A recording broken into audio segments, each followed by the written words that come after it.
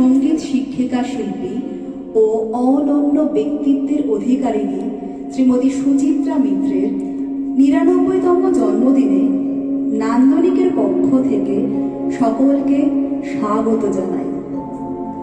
আজ ঐতিহ্যবাহী রবীন্দ্র ও কাকুরা মঞ্চে আপনাদের সবাইকে সঙ্গে নিয়ে তাঁকে কথায় গানে শ্রদ্ধা জানাবো, প্রণাম জানাবো আমরা।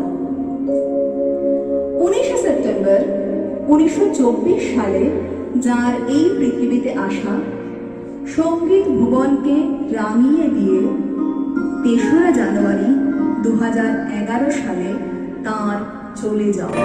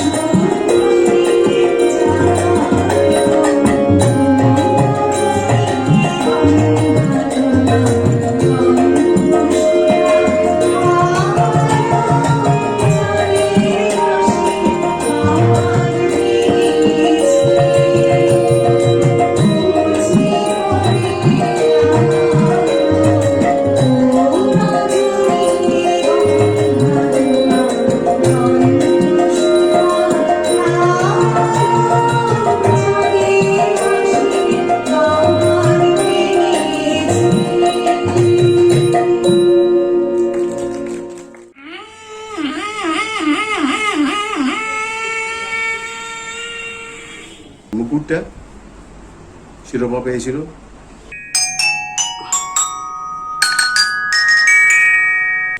এটা ওই তলা আছে, পাইপ দেওয়া আছে, তার মধ্যে পাখা দেওয়া আছে, পাখা ঘুরবে।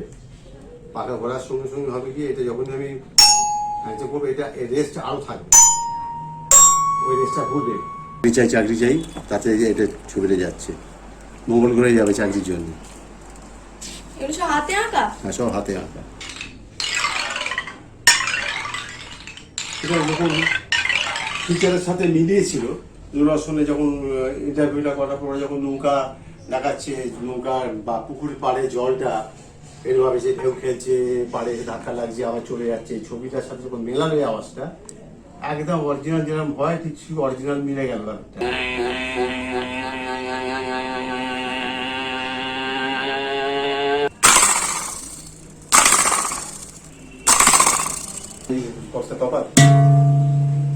মানে একটু ভারী হ্যামার দিলে ভারী আওয়াজ এটা।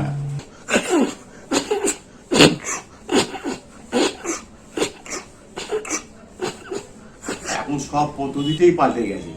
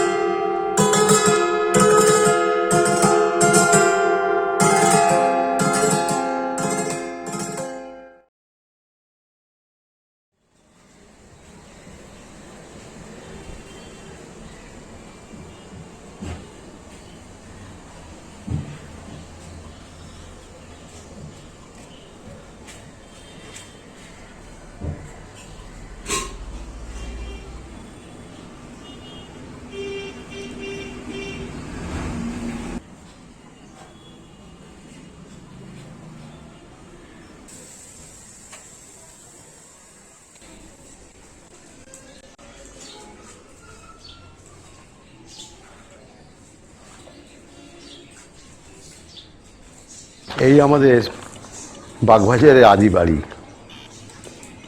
এখান থেকে আমাদের বেড়ে ওঠা, ছোটোবেলা যা কিছু স্কুলে যাওয়া, খেলাধুলো, সংস্কৃতি নিয়ে চর্চা, সবই এখান থেকেই শুরু। একটা বলতে পারেন আমার নারীর টান এখনো পর্যন্ত রয়ে গেছে বাড়ির ওপরে। প্রতিদিন একবার করে আসি, কিছু উঁকি মেরে যাই বাড়িতে। খুব ছোটোবেলা থেকেই সংস্কৃতির ওপরে একটা ঝোঁক ছিল। সে আঁকা ঝোঁকাই বলুন, লেখালেখি বলুন, সাহিত্য চর্চাই বলুন, নানা রকমের হাতের কাজ, সব কিছুই যা কিছু করেছি এই বাড়ি থেকেই আমার করা। এই বাড়ি থেকেই আমার সংস্কৃতির যে একটা কর্মকাণ্ড শুরু হয়েছিল সে আজও চলছে।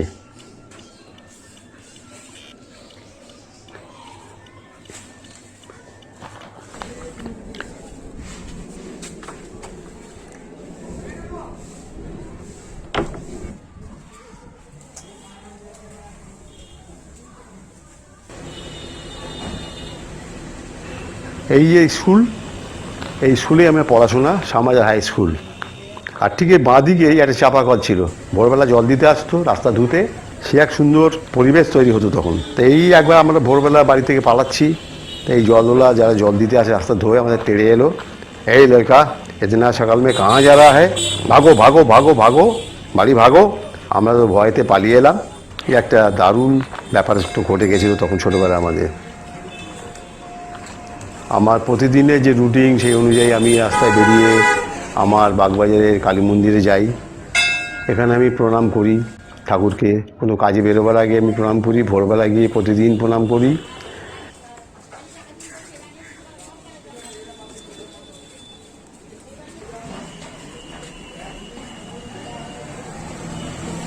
তারপরে যাই আমি আস্তে আস্তে গিয়ে আমার বাড়ির ঠিক বিপরীতে একটা শিব মন্দির আছে, সেই শিব মন্দিরে গিয়ে প্রণাম করি মহাদেবকে।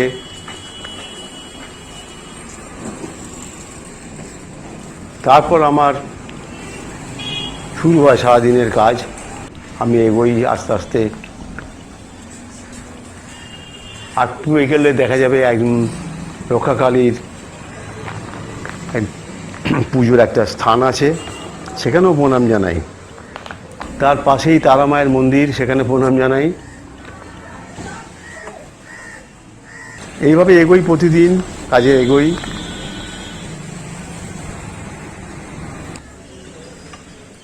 তারপরে আমার গন্তব্যস্থল, আমি যেখানে প্রতিদিন চা খাই, শম্ভুর চায়ের দোকান। একটা বেশ মজার জায়গা। অনেক লোকের আসা যাওয়া, সব পরিচিত। চা খাই, কথা বলি, গল্প করি। এটা প্রতিদিনের কাজ। সারাদিনের বোধহয় 3-4 বার চা খাওয়া হয়ে যায় এই দোকানে। তারপরে আবার এগোতে থাকি। আমি নানা কাজে যাবার জন্য বেরোতেই হয়। বাগবাজারের পথে যখন যাই, নানা রকম লোকের সাথে দেখা হয়ে যায়, পুরনো বন্ধুদের। তাদের সাথে কিছু কথা আলাপ আলোচনা হয়। সে সমাজের ব্যাপারেই বলুন কিংবা দৈনন্দিন জীবনের খুঁটিনাটি ব্যাপার নিয়ে আলোচনা হয়। এই যেতে যেতে একবার কুমারটুলির দিকেও আমি চলে যাই, সেই পুরনো নেশা।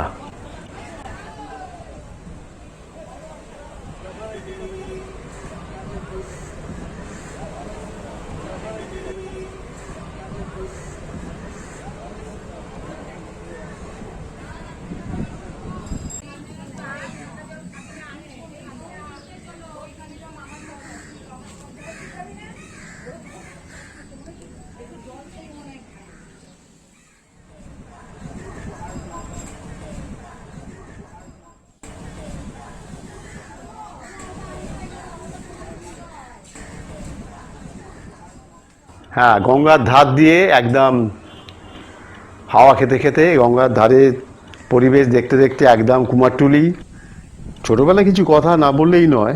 আমরা যখন ঠাকুর গড়ার পরে মাটি দিয়ে মাটি কাঁদা ঘাঁটাঘাঁটি করতাম। মাটি ঘাঁটতে ঘাঁটতে আমাদের ঠাকুর দেবতা তৈরি করার একটা নেশা জেগে গেছিলো। এমন নেশা চাপলো যে আমরা কুমারটুলিতে হরদম ছুটে যেতাম, একটু মাটি এখান থেকে ওখান থেকে একটু মাটি সংগ্রহ করতাম। সেই মাটি সংগ্রহ করে নিয়ে আসতাম বাড়িতে, নানা রকম পুতুল, ঠাকুর, বাঘ, সিংহ, ঘোড়া সব তৈরি করতাম আমরা। বিশেষ করে ঠাকুর তৈরির ওপর ঝোঁক ছিল বেশি।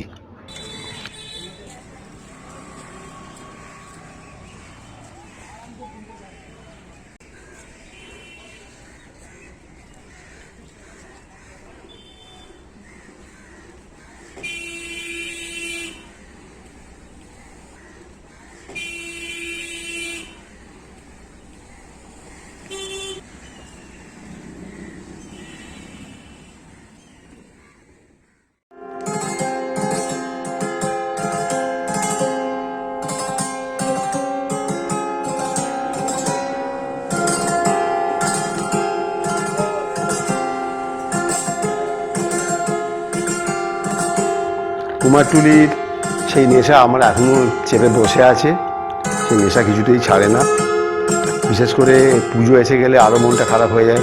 তখন 2-4 দিন উঁকি মারি গিয়ে কোন ঠাকুরটা কিরম তৈরি হচ্ছে, কোন ক্লাবের ঠাকুর কোন ঘরে তৈরি হয় আমরা জানতাম। যেমন ধরুন সংঘশ্রী এখনও পর্যন্ত জিতেন পাল ঠাকুর করেন, জিতেন পালের ঠাকুর এখনও পর্যন্ত বাগবাজার ঠাকুর করেন জিতেন পাল, সংঘশ্রী ঠাকুর করেন জিতেন পাল। এগুলো জানতাম ছোটোবেলা থেকে।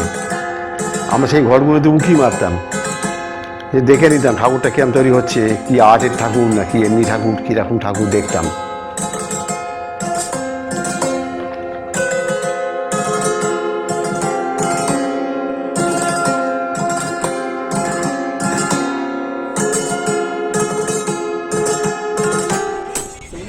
এই কুমারটুলির সাথে আমাদের একটা নারীর টান হয়ে গেছিল বলতে পারেন।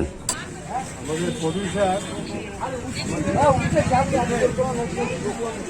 প্রডিউসার ছিলেন, প্রডিউসার আমাদের 2 বছর তিনি বলছি এত ভালো মূর্তি গড়ে দিয়েছিল ভাবা যায় না। হ্যাঁ, এটা আবার একজন বিখ্যাত নৃত্যশিল্পীকে তার রাখতে রাখি বর্ণনা ছিল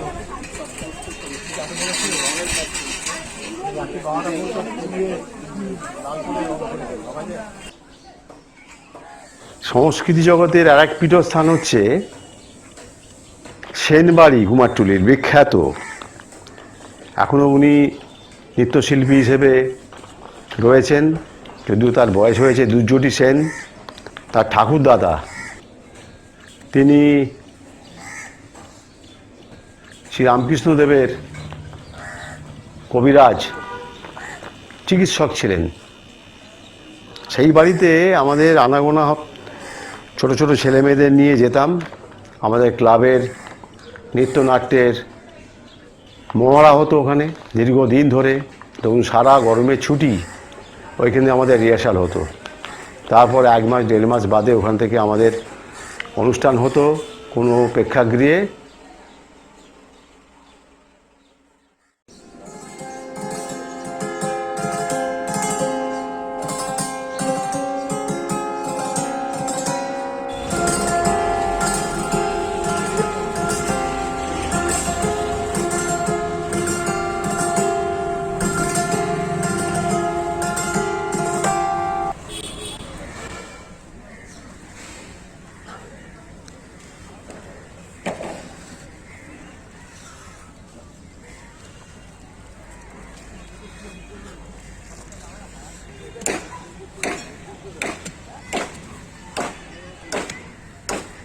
এই আর একটা স্মৃতি আমাদের সবসময় যেন দংশন করে, সেটা হচ্ছে বাগবাজার সার্বজনীন দুর্গোৎসবের মণ্ডপ প্রাঙ্গণ। অদ্ভুত একটা টান আমাদের, কি জানি কোন ছোটোবেলা থেকে আমাদের যেন টেনে আনে চম্বুকের মতো।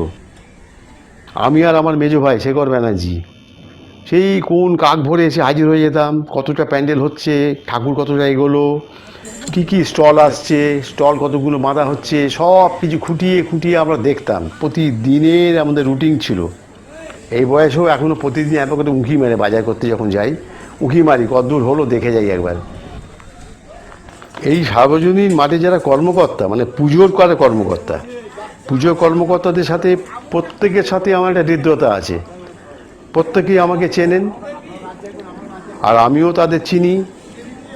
তাদের সাথে কিছু কথোপকথন হয়, কতদূর এগোচ্ছে, কি হচ্ছে না হচ্ছে খুঁটিয়ে নাটিয়ে জিজ্ঞেস করি। এই খুঁটিনাটি জিজ্ঞেস করার ব্যাপারগুলো থাকে, তার কারণ এখানে একটি পুজোর পরে একটা খুব বড় জলসা হতো, যা বাগবাজারের সারা এলাকার মানুষ এইখানে গান শুনতে আসতো।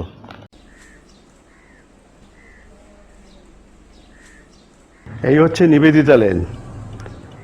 এখানে প্রায় গত 50 বছর ধরে ওঠা বসা যাতায়াত প্রায় প্রতিদিনের, কেননা এখানেই ছিল আমাদের ক্লাব, এবং এই ক্লাবের ঘর এখানেই ছিল আমাদের। অনেক ছেলেরা আসতো, এখানে বসতো, নানা রকম কাজ করতো ক্লাবের। আমরা নানা রকম সমাজসেবার কাজও করেছি এই ক্লাবের তরফ থেকে, তাই এখানে যাতায়াত আমাদের ছিল। প্রতিদিনের দেখা হয়ে যায় বহু পুরনো বন্ধু বান্ধবদের সাথে, নানা রকম কথাবার্তাও হয়। নিবেদিতা লেন আমাদের বড় আড্ডা ছিল। আবার ঠিক গিরিশ এভিনিউর সংযোগস্থলে চলে আসছি। ঠিক দেখুন, বিপরীতে আমাদের সংগঠনের তরফ থেকে, বিবেকানন্দ শিল্পী সংসদের তরফ থেকে আমরা একটি মূর্তি প্রতিষ্ঠা করেছি স্বামী বিবেকানন্দের। দীর্ঘদিনের প্রতীক্ষায়, অনেক পরিশ্রমে এই মূর্তি আমরা স্থাপন করেছি 2013 সালে। 50 বছর ধরে সংগঠন করেছিলাম, তাই একটা স্মৃতি রেখে যাব বাগবাজারের বুকে, এইটাই আমাদের আশা ছিল।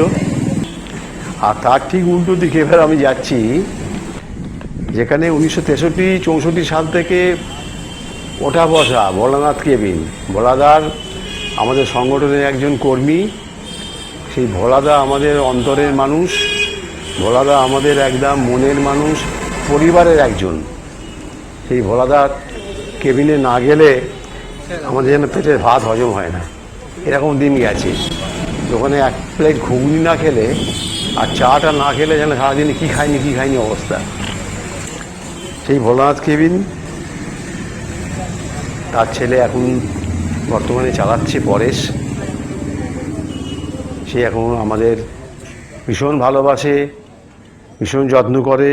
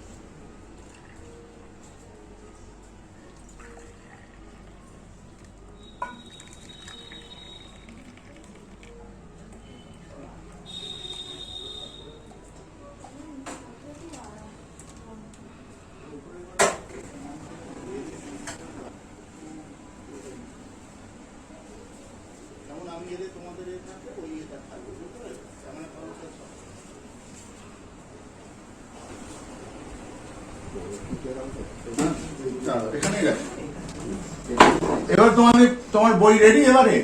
আর প্রায় চলছে না, ধরেনি এখন, ও তো স্ক্রিপ্ট সব পাঠিয়ে দিয়েছি। আর একটা দুটো লেখা গুঞ্জন নিয়ে একটা লিখতে হবে। গুঞ্জন? বইটার নাম তো গুঞ্জন।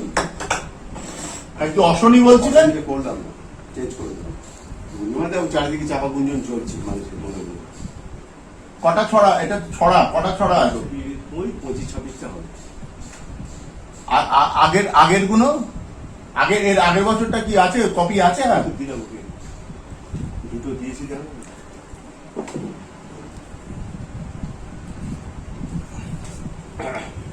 এটা আগের বছরের? হ্যাঁ 28।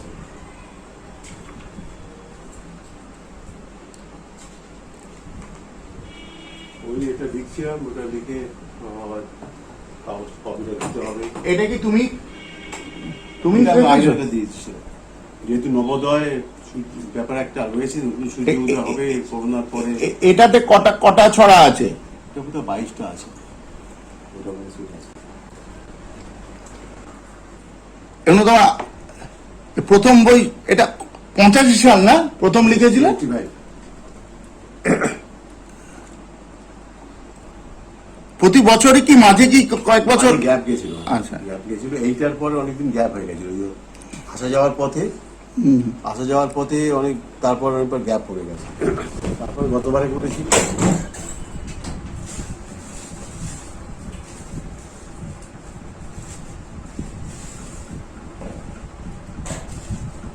তোকে একটা আমি সময় খানিকটা দিয়েছিলাম না, তোমার কাছে ছবিটা তো পেয়ে গেছিলিস। হ্যাঁ, ওইটা তো কপি ছিল না, সেই ওটাই তো না বলে একটাই কপি, আর নেই। লাস্ট ছবিটা কিন্তু দিয়ে দিলাম, আর পাবো কি পাবো না। চাটা কার এটা? চাটা খেয়ে দিতে হবে, ঠান্ডা হয়ে যাবে। 116 কাণ্ডের প্রবলেমটা যেটা হয়েছিল, আমি এই বইটা ছন্দে আনন্দে এইসব বইয়ের টোটাল এখানে 29টা ছড়া নতুন দিয়েছিলাম, মানে বাদ বাকি আমি দিতে পারিনি। তার কারণ অর্থ সংকলনের ব্যাপার ছিল, হয়নি। কিন্তু আমি সূচিপত্রটা দিয়ে দিয়েছিলাম যে এই ছড়াগুলো ছাপা হয়ে গেছে আমার। হ্যাঁ, ওই অনেকে একজন লিখেছিল হ্যাঁ, যে লিখেছিল যে 100টা ছবি, বাকিগুলো কোথায়? বাকিগুলো হ্যাঁ, কোথায়? তাকে আমি তো এখানে লেখাই আছে আমার 15তম বইয়ের সূচনা লিখেছিলাম। ইচ্ছে ছিল যে একটা বইয়ে সব ছড়াগুলো একত্রে প্রকাশিত করা, কিন্তু সময়াভাব ও অর্থাভাবে সেটা সম্ভব হয়নি। তাই এবারে বইয়ের নামকরণ হয়েছে 116 কাণ্ড। আগে 4টি বইয়ের ছড়াগুলোর সংখ্যা 79টি, বাকি 29টি নতুন ছড়া এই বইতে থাকবে, আর মোট সংখ্যা হবে 108। এই কলিযুগে কলিযুগের আলু ওটা, সেবার আলু 30 টাকা 40 টাকা আলু হয়ে গেছিল, ওই বছর অনুযায়ী ওগুলো বেরিয়েছিল একটা সময়। এবার তেল নিয়ে আছে, গ্যাস নিয়ে আছে, ওই যে পরের গান হারিয়ে গেছে, কত গান, পুজোর গান বলে কিছুই হলো না বছর শেষ। তার আগে বেগুন হয়ে গেছিল 100 টাকা, সেইটা নিয়ে বেগুন নিয়ে লিখেছিল। বেগুন রানী হয়েছিল সেই বছরে, শিরোপা পেয়েছিল রানীর, ওই বেগুনের মাথায় ছবি, এই মুকুটটা শিরোপা পেয়েছিল, বেগুন সুন্দরী। বেগুনটা হাতে এঁকেছিলে না? হ্যাঁ, দারুণ খবর, মজার খবর। মিস ইন্ডিয়া বেগুন সুন্দরী, সবজি রাজ্যে তোমার মতো কি আছে এমন আদুরি, 100 তুমি, তোমার নাম যে তোমার নেই যে জুড়ি, ধন্য ধন্য সবজি রাজ্যে তোমায় দেখতে হুড়োহুড়ি, সবজি রাজ্যে আলু রানী এবার হার মানল শেষে, চারিদিকে হই হই খবর হয়েছে দেশ বিদেশে। এক এক আনাজের উপর এক রকম কোপ পড়ে এক এক সময়, নানা রকম। এই ছবিটা আমার আঁকা, এইটা থাকছে একটা ছড়া বছর, চাকরি চাই, তাতে এটা ছবিটা যাচ্ছে, মঙ্গল গ্রহে যাবে চাকরির জন্য। এটা 86 সাল? 85, ওইটাই প্রথম বই, সময় শিশুমন। এটা 86 না একই বছরে দুটো করেছিল? পরের বছরে শিশুমন। এই সব ছবিগুলো আমি এঁকেছিলাম দেখে দেখে। এই অভিশাপ, এগুলো সব হাতে আঁকা? হ্যাঁ, সব হাতে আঁকা। দৈত্য বোতল একটা পড়েছিল ওদের বাগানে, রানী সেটা জানতো না, তুলে ফেলেছে, দৈত্য বেরিয়ে পড়েছে, এবার দৈত্যকে আর ঢোকাতে পারছে না, হুলুস্থুলু কাণ্ড। দুষ্টু প্রজাপতিটা কি এই বইতে আছে? প্রজাপতি ওই জাতে আছে, সময় শিশু মনে আছে। কি বলতো ভুলে, প্রতিটা এই সিংহ খেত একটা করে হরি। হ্যাঁ না ওই দুষ্টু প্রজাপতি, এটা বেশ ছোটবেলায় পড়েছিলাম। হ্যাঁ, ওটা তো অনেকদিন ধরে, তোর মা তো গল্প করে করে শোনাতো ধরে। না ওই ওই গল্পটা একবার বলো না, ভুলে গেছি। ওটা ব্যাপারটা কি ছিল? বেশ একটা দুষ্টু প্রজাপতি ওই বাচ্চাদের মনে একটা রিয়াকশন আনবার জন্য এটা করেছিলাম জায়গাটা, এটা উপদেশমূলক গল্প ছিল। হ্যাঁ, বাচ্চাদের মানে সব ফড়িং ধরে নিয়ে এসে সোয়া পোকাকে ধরে দেশটা করে রেখে দেয়, প্রজাপতি হয়ে যাবে বলে, কিছুই হয় না, মরে যায়, নিঃশ্বাস প্রশ্বাস বন্ধ হয়ে। না, আমাকে গল্প করে শুনিয়েছিল। ফড়িং করে মনে আছে তো গল্পটা? হ্যাঁ, ফড়িং ধরে মনে আছে। মেরে ফেলে, প্রজাপতিকে মেরে ফেলে। সেটা যদি না হয়, সেইটা রিয়াকশন ঘুমের ঘরে দেখছে একটা কালো প্রজাপতি এসে রানীর রাজকন্যাকে ছুঁয়ে দিয়েছে, ও সারা গাটা কালো হয়ে গেল, ও রানীর রূপ পাল্টে গেল। ও রাজা খেপে গেছে, এত স্পর্ধা কার, এরকম করলো আমার মেয়েকে। সে খেপে গিয়ে ঝাড়া পিটিয়ে দিল, এখন ধরে নিয়ে আসো এই প্রজাপতিকে। প্রজাপতি বেশ সবাই দৌড়চ্ছে, প্রজাপতি উঠছে আর লোককে দৌড়চ্ছে, সব তরবাল নিয়ে, ঢাল তরবাল নিয়ে দৌড়াদৌড়ি করছে। প্রজাপতি তো উড়ে চলে গেল। এটা কিন্তু ওর রিয়াকশন হচ্ছে ঘুমের মধ্যে স্বপ্ন দেখছে। রানী আশ্চর্য প্রদীপের স্বপ্ন দেখছে, রানী আসছে, রানীকে সাজিয়ে দিচ্ছে, আবরুয়া মলমল জামদানি তমসুম, কোন সাজে তোমারে সাজে, গানটা রয়েছে, বিশুদা গিয়েছিল গানটা। আবরুয়া একটা কাপড়ের নাম, মলমল কাপড়ের নাম, জামদানি কাপড়ের নাম, তমসুম এর কাপড়ের নাম। এইগুলো দিয়ে রানীকে ব্যাখ্যা করছে যে তোমাকে কোন সাজে সাজাবো আমি। মানে ড্রিম সিন। সেটা তোমার অনেক ছোট থেকে তো কত ছিল আলাদিন আশ্চর্য প্রদীপে। হ্যাঁ, সেটা তোমার কত মানে এটা 72 সালে। 72 সালে তোমরা ক্লাব করছো কবে? রবীন্দ্রনাথ থিয়েটারে। ওটা তোমাদের কততম নাটক, মানে তোমরা নাটক করছো কবে থেকে? ওটাই আমাদের ক্লাব তৈরি হওয়ার পর 69-এ হয়েছে ক্লাব আমাদের, 70, 71, 72-এ ফার্স্ট আমাদের এটা হয় অনুষ্ঠান। 72-এ হয় আলাদিন আশ্চর্য গোপালদা বাড়ি থেকে হয় প্রথম আমাদের প্রোডাকশন হয় ওইটা। বিশাল খরচা, বিশাল পুরো একটা ফিল্ম তৈরি হয়েছিল বলতে গেলে। 20-21 বছর বয়স তোমার? হ্যাঁ হ্যাঁ, 72 সাল মতো হয়, ওই সময় হবে 68, ওই 20 হবে। না, এই যে একসাথে কাজ করবে এই সংগঠন ক্লাব, এইটা তোমার কবে থেকে করছো তোমরা, তুমি আর মেজোগা? এইটা করছে বহুকাল আগে থেকে, 62 সাল থেকে, 63 সালে আমাদের ক্লাব উদ্বোধন হয়েছিল, বিবেকানন্দ সঙ্গীত সংসদ, গৌরী মাতা উদ্যান। তখন তো তোমার 13-14 বছর বয়স, মানে তোমার তারপরে হ্যাঁ তোমার চেয়ে বড় বড়রা আছে তো সব আমরা তো ছিল জুনিয়র মেম্বার, আমাদের বড়রা ছিল আমার মাথার উপরে, তখন? তারা তখন কর্মী পড়ত, আচ্ছা। বড় কর্মী তারা, আমরা ছোট ছেলে হিসেবে ছিলাম।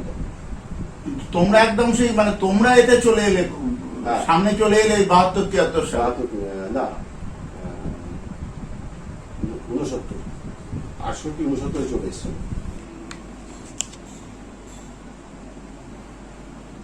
এই গোলমালটা কি? গোলমাল হ্যাঁ এটাই চারিদিকে গোলমাল। কিসের? ওই তাঁতিকে নিয়ে লেখাটা, ওই পোশাক আশাকের ব্যাপারে লেখা। গোলমাল চারিদিকে গোলমাল, মেয়েরা পরে ফুল প্যান্ট শাড়িওয়ালা রেগুলার। বাবা, তো এখনকার মেয়েরা রেগে যাবে তো, হ্যাঁ? তারা তো শাড়ি পরার জন্য পাগল।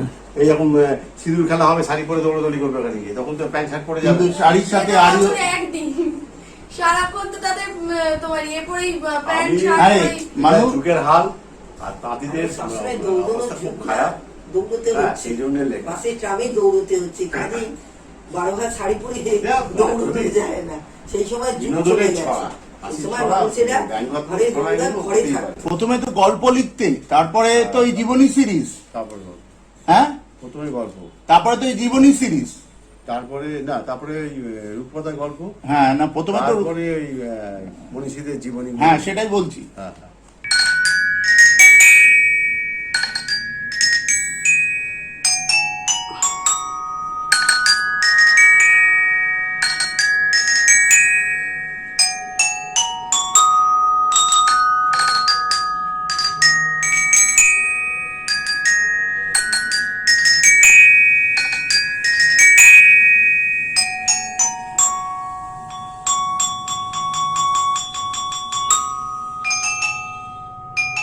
এটা তোমার তৈরি এই যন্ত্র? এটা তুমি তৈরি করেছো? না, এটা আমার তৈরি, এটা কেনা ছিল এটা। আর আমাদের যে এই জিনিসই তৈরি করা ছিল সেটাকে পরিতরঙ্গ বলে। কি তরঙ্গ? কোটি কোটি কোটি কোটি তরঙ্গ, সেটা আরো বড় বক্সে, আর বড় বড় প্লেটে। এটাকে কি বলে?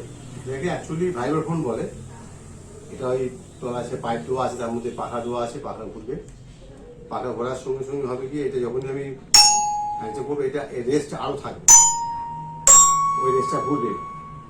রেস্টটা কম, যেহেতু পাখা অফ আছে এখানে, এই রেস্টটা কম আছে।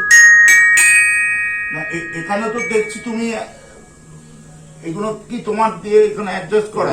হ্যাঁ, এগুলো চ্যানেল করা ছিল। এই চ্যানেলগুলো প্লাস্টিকের চ্যানেল। এগুলো হয়েছে কি, পুরোনো হয়ে গেলে যা হয়, কিছু খুলে খুলে গেছে। এখন এই চিপ দিয়ে দিয়ে রেখেছি, রেখে কোনো গতি কি আর সাউন্ডটা বের করছি। এই মানে কাগজের টুকরো দিয়ে দেওয়া আছে সব, উপরে চিপ দেওয়া। এই চিপটা দেওয়া থাকলে এটা পুরোপুরি দড়ির ওপরে থাকবে।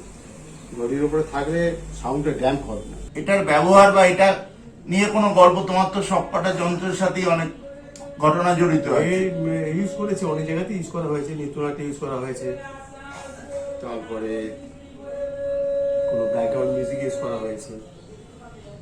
এটা কি তো আর মানে আনন্দের সিন, হাসি খুশি ব্যাপার চলছে কোথাও কিছু, সেখানে এটা বাজবে, বাজে। এগুলো পুরো জলি মিউজিক যাকে বলে, জলি মিউজিক, তাতে এগুলো সব বাজে। প্লাস গানের সাথেও বাজতে পারে, ব্যাকগ্রাউন্ডে বাজতে পারে, কোনো টাইটেল যাচ্ছে সিনেমার তাতে বাজতে পারে, যে কোনো জায়গাতে ইউজ হয় এগুলো। এতে জলের এফেক্ট না? জলের এফেক্ট করতে গেলে ওই কাঠেরটা বাজাতে হবে। কাঠ তরঙ্গটা আমার তৈরি করা, কাঠ তরঙ্গটা তৈরি করেছিলাম। তা ওই কাঠ তরঙ্গটা একটা ইতিহাস। এটা হ্যাঁ, কাঠ তরঙ্গটা, তো কাঠ তরঙ্গটা খুলে ধরতে হবে, তার মধ্যে আমি হামায় করে বাজাতে পারবো। ওতে জলের আওয়াজ, পাখির আওয়াজ সব কিছুই হবে। দাঁড়ান, নিয়ে আসি ওটা।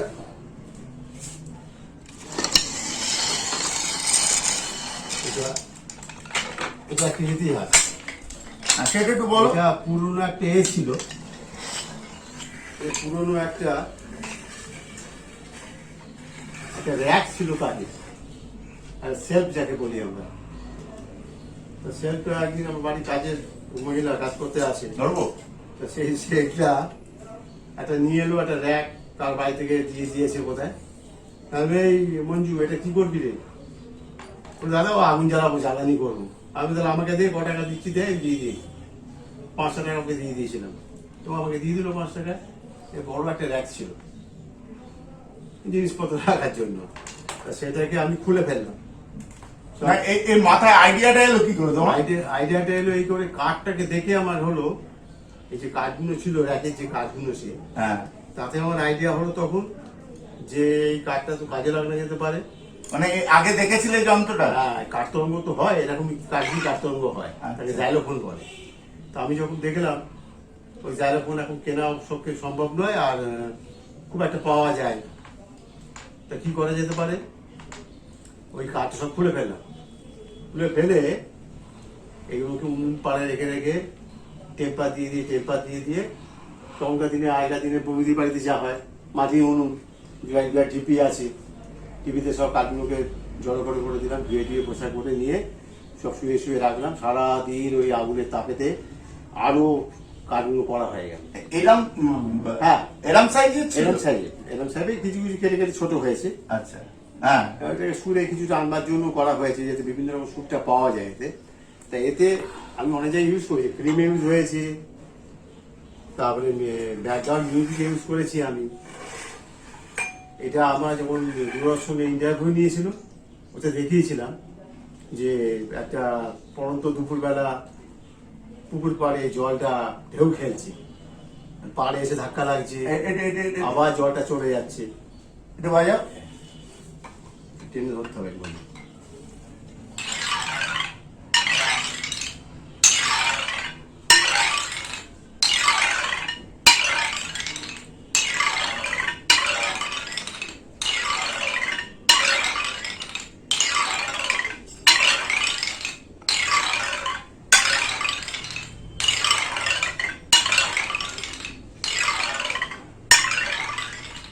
এটা যখন ফিচারের সাথে মিলিয়েছিল, দূরদর্শনে যখন ইন্টারভিউটা করার পরে যখন নৌকা দেখাচ্ছে, নৌকা বা পুকুরের পাড়ে জলটা এরভাবে সে ঢেউ খেলছে, পাড়ে এসে ধাক্কা লাগছে আবার চলে যাচ্ছে, ছবিটার সাথে যখন মেলালো এই আওয়াজটা একদম অরিজিনাল যেরকম হয় ঠিক অরিজিনাল মিলে গেল ব্যাপারটা।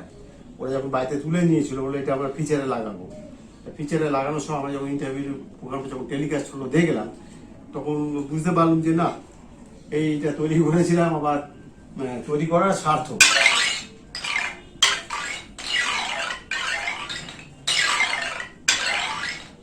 উচ্চমাত্রা তো ব্যবহার করেছো, টমেটো ব্যবহার করেছি, তারপরে কালবিঘাতে এটা কালবিঘাতে হয়, অনেক জায়গায় ইউজ করি। এছাড়া এই পাখির আওয়াজ কিছু কিছু হবে এখানে, এখান থেকে পাখির আওয়াজ, কিচিমিচি কিচিমিচি।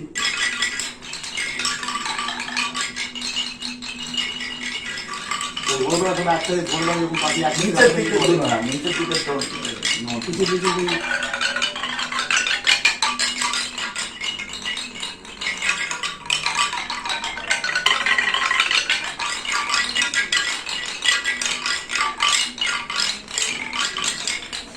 এছাড়াও যে কোনো মিউজিকের সাথে এটা বাজানো যেতে পারে।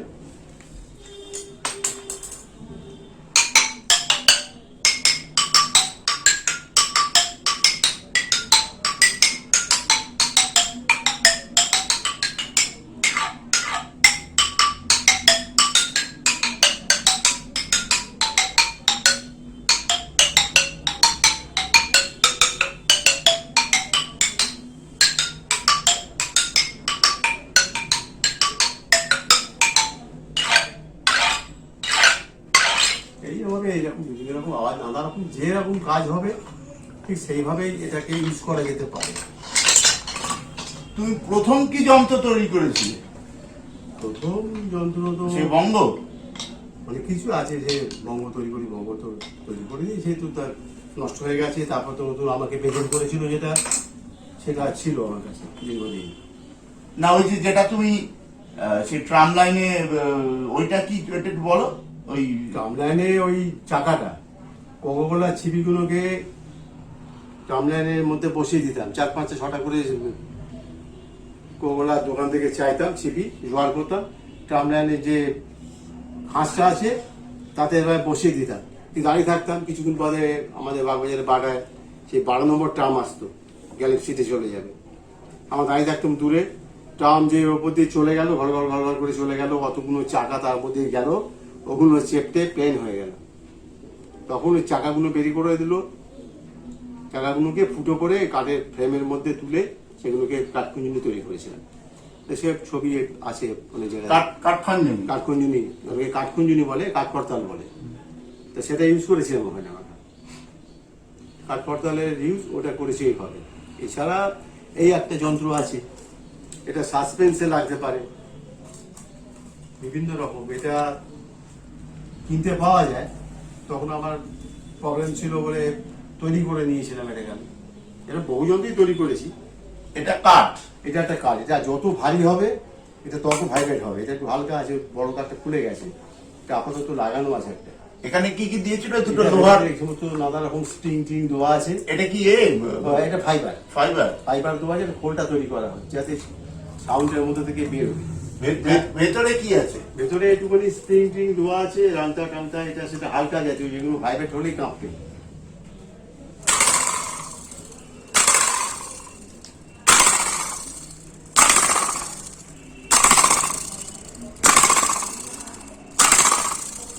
একটা অরিন্দম গাঙ্গুলি একটা লৌহ কভার বলে একটা সিরিয়াল করেছিল, তারপরে আর একটা ডেলি নাটক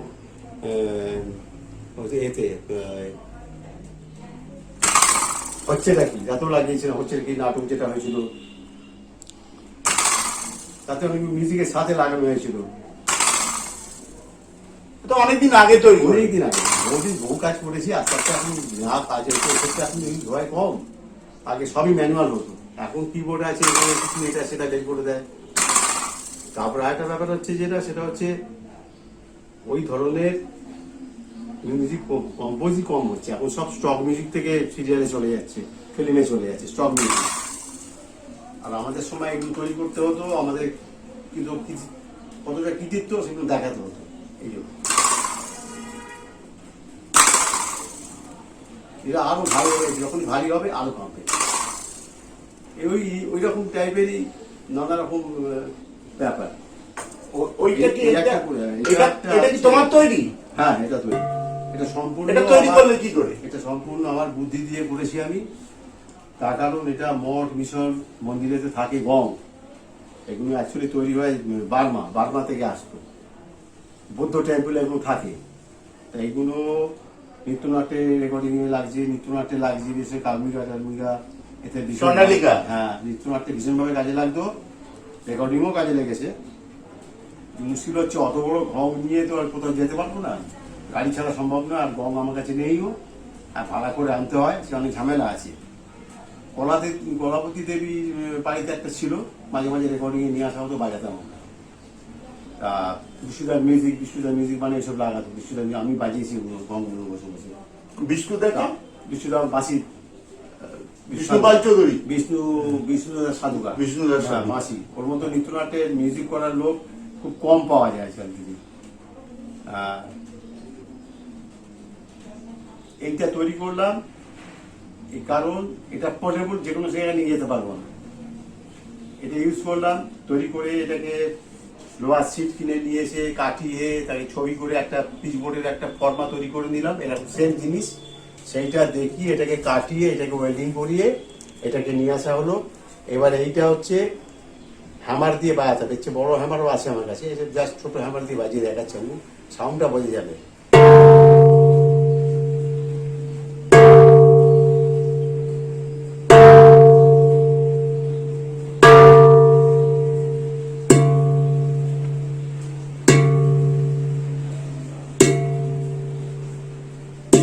না, এই যে হাত দিয়ে আঘাত করছো, এটার আলাদা একটা কি জানো হাত দিয়ে ঘুমঘুমিয়ে আওয়াজটা হবে। আর আরো এটা বাড়ানোর জন্য দুটো বোঝা যাচ্ছে না, আগের আওয়াজ এই কষ্ট তফাৎ, মানে একটু ভারী হ্যামার দিলে ভারী আওয়াজ এটা, হ্যাঁ। এটা একটু হালকা আওয়াজ।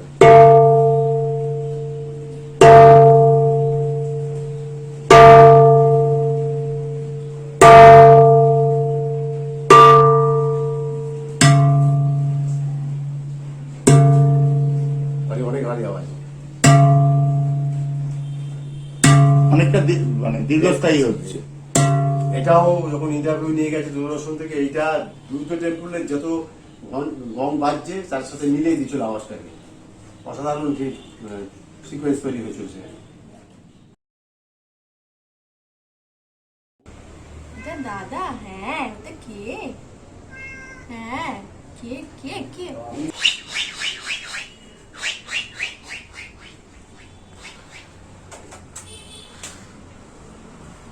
জানিস মানু, তারা মনে আছে আবার ওই ছোটবেলায় ঠিক এই শীষটাই তুমি দিতে। বিড়ালগুলো সব পালিয়ে যেত দৌড়ে দৌড়ে। এই শীষ কি তুমি সেই এখান থেকে কি হরবোলা ভেবেছিলে নাকি? হ্যাঁ, এইটা ছিল একটা নৃত্যনাট্যের চাবুকের আওয়াজ করতে বলেছিল আমাকে। চাবুকের আওয়াজ কিন্তু হচ্ছে সাঁই সাঁই করে একটা চাবুক যখন মারে আওয়াজ হয়, সেইটা করতে গিয়ে এই আওয়াজটা শেখা হয়েছিল আমার। এটা কি কোন নৃত্যনাট্য? উদিত পাশে একটা নৃত্যনাট্য হয়েছিল, রেখা মিত্র আর দিব্যঙ্কর সেনগুপ্ত পরিচালনা। কিন্তু তুমি এই সেটা এই চাবুক মারার একটা আওয়াজ করেছিলাম, সেখান থেকে এটা হ্যাঁ, ডেভেলপ করেছিল।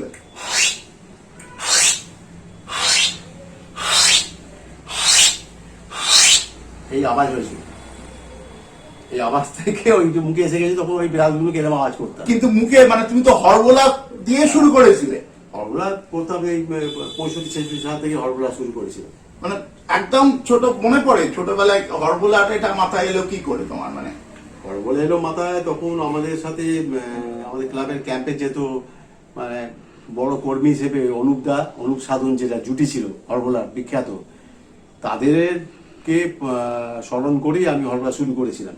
মানে ওদের থেকে প্রভাবিত হয়েছিল ওই অনুভব থেকে। তখন আমাদের নৃত্যনাট্য হলে রূপকথা নৃত্যনাট্য, পশু পাখি হ্যান সবকিছু হরবোলা আওয়াজ থাকতো, তখন অনুপদাকে নিয়ে আসা হতো। আচ্ছা, অনুপদা এসে হরবোলাগুলো করতো, সেই হরবোলা প্রত্যক্ষ শুনতাম আর মুখের অঙ্গি ভঙ্গিগুলো দেখতাম, দেখে দেখে তখন আমরা ফলো করতে শুরু করলাম, বিশেষ করে আমি। এগুলো আমি সবকিছুর মধ্যে আড়ালে এটাকে তৈরি করছিলাম, একটা আড়ালে এইগুলো আমি পরীক্ষা নিরীক্ষা করছিলাম। আর কে ছিল তোমার সঙ্গে, মানে টিম ছিল কোনো, ওই যে বলে আমরা পরে টিম হয়েছিল। আমি প্রথম একাই শুরু করেছিলাম, স্কুলে যে প্রোগ্রাম করেছিলাম হরবোলার, প্রথম আমাকে প্রোগ্রাম দিল। তখন সেই প্রোগ্রামেতে স্কুলে হেডমাস্টার খুশি হয়ে পরবর্তীকালে বললো সামনের বছর আমি প্রতিশ্রুতি দিলাম একটা পুরস্কার দেবো। আমি দিয়েও ছিল, আমাকে ফুটবলের কলা কৌশল বলে একটা বই উপহার দিয়েছিল। তাই স্কুলের কোনো প্রোগ্রাম হলে আমার হরবোলা বাঁধা থাকে। ওই দু একটা শোনাও না, তখন করেছিলে। অনেক কিছু আওয়াজ করেছে, অনেকগুলো আইটেম হতো আমাদের। হ্যাঁ, ওই সানাই দিয়ে শুরু করতাম। একটু করো না। সানাইও করেছি। মানে আমাদের অনুষ্ঠানটা একটা চক আউট থাকতো, পরপর বিভিন্ন আইটেম। দু একটা শোনাও। সানাইয়ের একটা আওয়াজ থাকতো, যেমন ধরো সানাইওয়ালা প্রথমে ওই রিতটাকে ভিজিয়ে নিচ্ছে, মুখে লালা দিয়ে ভিজিয়ে নেয়, তারপর ওই ফু দিয়ে আওয়াজটাকে বের করে, হ্যাঁ। সুরটাকে ধরে।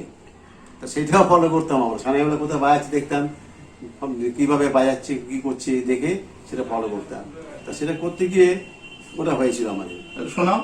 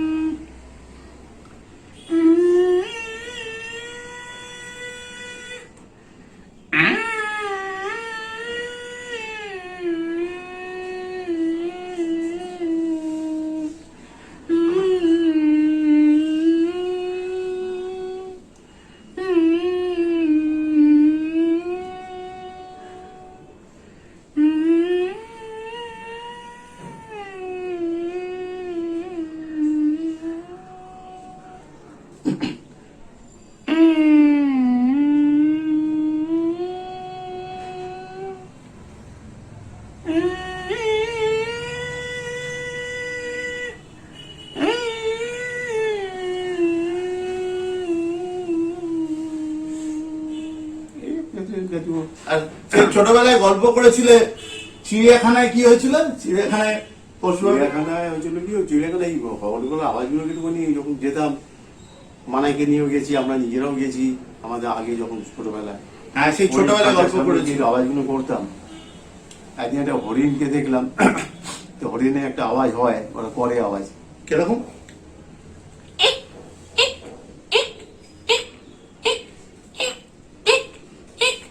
তখন দেখলাম হরিণ সব কিলবিল করতে করতে চলে এসেছে। একদম জলের কাছে এসে মুখ ঝামাচ্ছে করছে, বাইরে কেউ এসছে ওদের। আবার পড়লাম আওয়াজটা, দেখুন খুব চনমন করছে। আর একটা হয়েছিল ব্যাপার, যখন ময়ূরের খাঁচায় গেলাম, অদ্ভুত ব্যাপার। তা ময়ূরের খাঁচায় গিয়ে ময়ূরের আওয়াজটা করে দেখলাম যে ময়ূরের আওয়াজটা আমার ঠিক হচ্ছে কিনা। এই পরীক্ষা নিরীক্ষাগুলো ওখানে হয়ে যেত আমার। তা ওগুলো আওয়াজটা যখন করলাম, ময়ূরটা ছিল অনেক দূরে বসেছিল একটা জায়গায়, উঠে চলে এলো।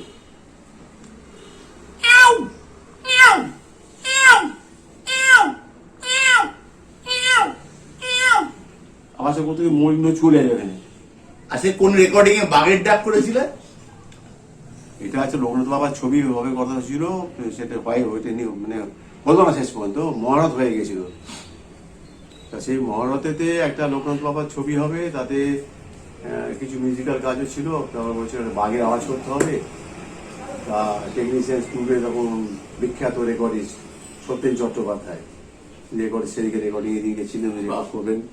তা গোবিন্দ গোপাল মুখোপাধ্যায় হাজি তথ্য পাঠ করবেন। তা আমাকে যখন মাইক দেওয়া হলো, একটা এত বড় মাইক, মানে আমার মাথার থেকে বোধহয় বড় মাইক একখানে, এত বড় সাইজ, দাঁড়িয়ে বলে এখানে আওয়াজটা করতে হবে তোমাকে। আমি ঠিক আছে, তাহলে হেডফোন দিয়ে দিল, হেডফোন পরে নিলাম। হেডফোন মানে কি, এত ভারী হেডফোন মনে হচ্ছে আমি গ্যাগারিন চাঁদে যাচ্ছি, এত বড় মুখের থেকে এত বড় সাইজ। সেটা পরে পড়লাম বাঘের ডাক।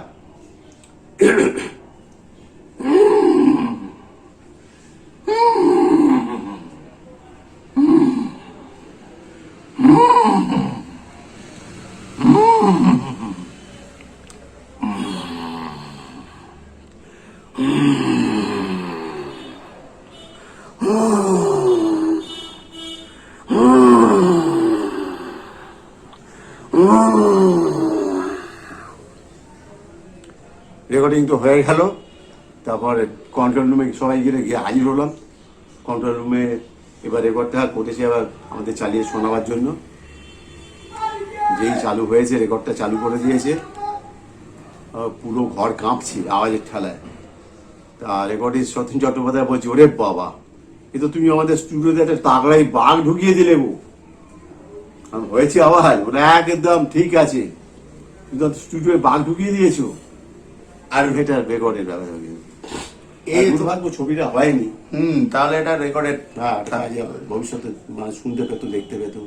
আর তোমার তো এই মনসুর মিয়ার ঘোড়া, মৌসুমিয়ার ঘোড়া তো সব এফেক্টের কাজ, সেখানে হরগোলা খুব একটা কিছু ছিল না।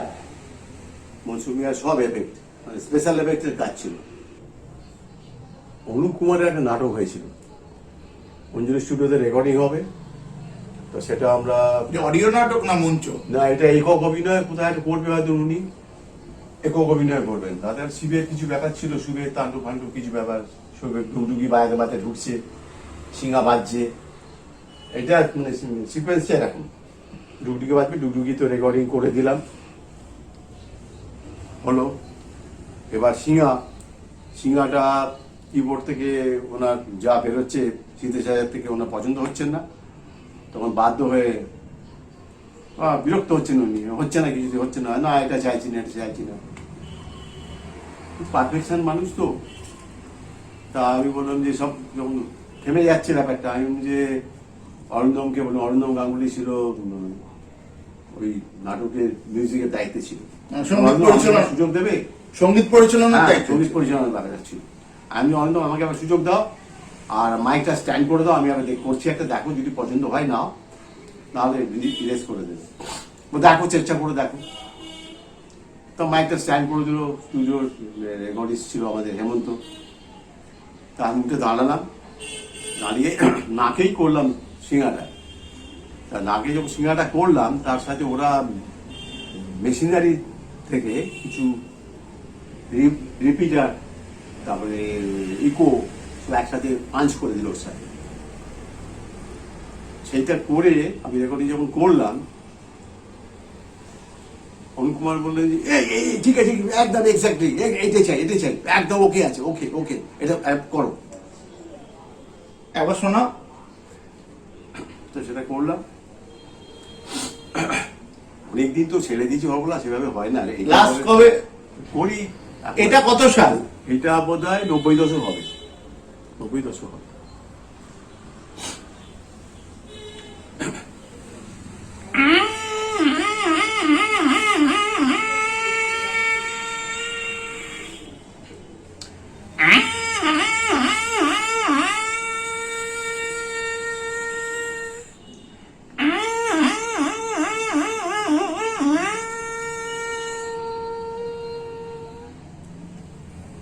এই সিঙ্গার আওয়াজটা আমরা যখন গোপী গায়ন বাঘাবাড়ি এলো সিনেমাটা দেখতে গেলাম, মিনার সিনেমাতে অনেকবার বেজেছে এই সিঙ্গাগুলো।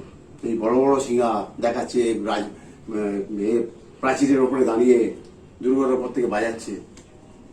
তা সেইখানে থেকে শুনে এগুলো মাথা থেকে নিয়ে নিয়েছিলাম আমরা, যে আওয়াজটা কিরম হয়।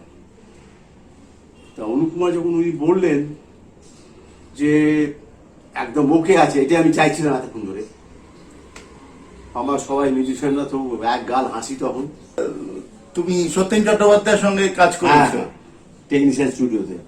তা গোবিন্দ কুমার মুখোপাধ্যায় সেই বাঘের ডাক শুনে বলছে, অভিজিৎ তো আমার সাথে মন্দিরা বাজায়, তুমি যে হরবলা করো আমি তো জানতুম না। আমি সাইডে করি, এটা আগে করতাম, খুবই প্রোগ্রাম করতাম, জলসায় বড় বড় জলসাতে প্রোগ্রাম করেছি। আমার ট্রামের আওয়াজ শুনেছিলেন বিবাদ ছাড়া পাইনিয়ার টিমেলে প্রোগ্রাম করতে গেছি বিশ্বকর্মা পুজোর অনুষ্ঠানে। এত খুশি হয়েছিলেন, আমাকে পিক চাপড়ে বললেন, আমি কিন্তু রোজ ট্রাম চড়ি, খুব ভালো হয়েছে, খুব ভালো হয়েছে। একটু শোনাও না বিবাদ ছাড়া ট্রামের আওয়াজ। ট্রামের আওয়াজটা করতে গেলে খুব কষ্ট হয়, সেই মানে এত এরপরে আর তার কাটার আওয়াজ আমি করতাম। তা দীর্ঘদিন আর করি না, যা হয় না করে করে অবস্থা চলে গেছে। এখন তো হাওড়া উঠে গেছে, কমিক উঠে গেছে, জলসা উঠে গেছে, মানে এটা পুরোটাই নাকের মানে এটা নিয়ন্ত্রণ, পুরোটাই এটা হচ্ছে পুরো গলা থেকে আছে। একবারে ভোরের ট্রাম যখন বেরোয়, এখন তো ট্রামই উঠে গেল, সেলোকে ট্রামের কথা আওয়াজ শুনিয়ে কি করবো। ট্রাম তো শুনবে না মানুষ, জানি না ট্রামের এটাও আওয়াজ। একটা ওই আর্কাইভাল ভোরবেলা যখন ডিপো থেকে ট্রাম বেরিয়ে আসছে, এ যাচ্ছে, লাইনের উপর হয়তো কেউ গাড়ি আছে,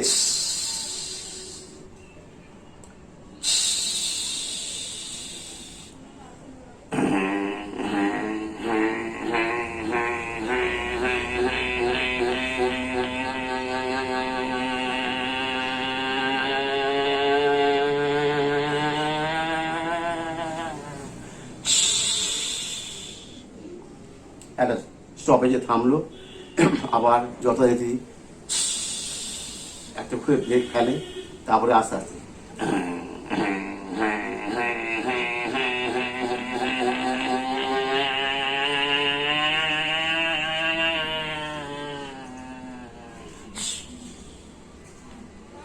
কাঠ কাটার আওয়াজ। কাঠ কাটা অবস্থা আগে খুব স্কুলে খুব নিয়েছিল কাঠ কাটা। এবার একটা কাঠ রয়েছে, তাকে কাটছে কিভাবে, কাটতে কাটতে একটা গাঁট পড়ে যাচ্ছে, গাঁটটার কিরকম আওয়াজ হচ্ছে।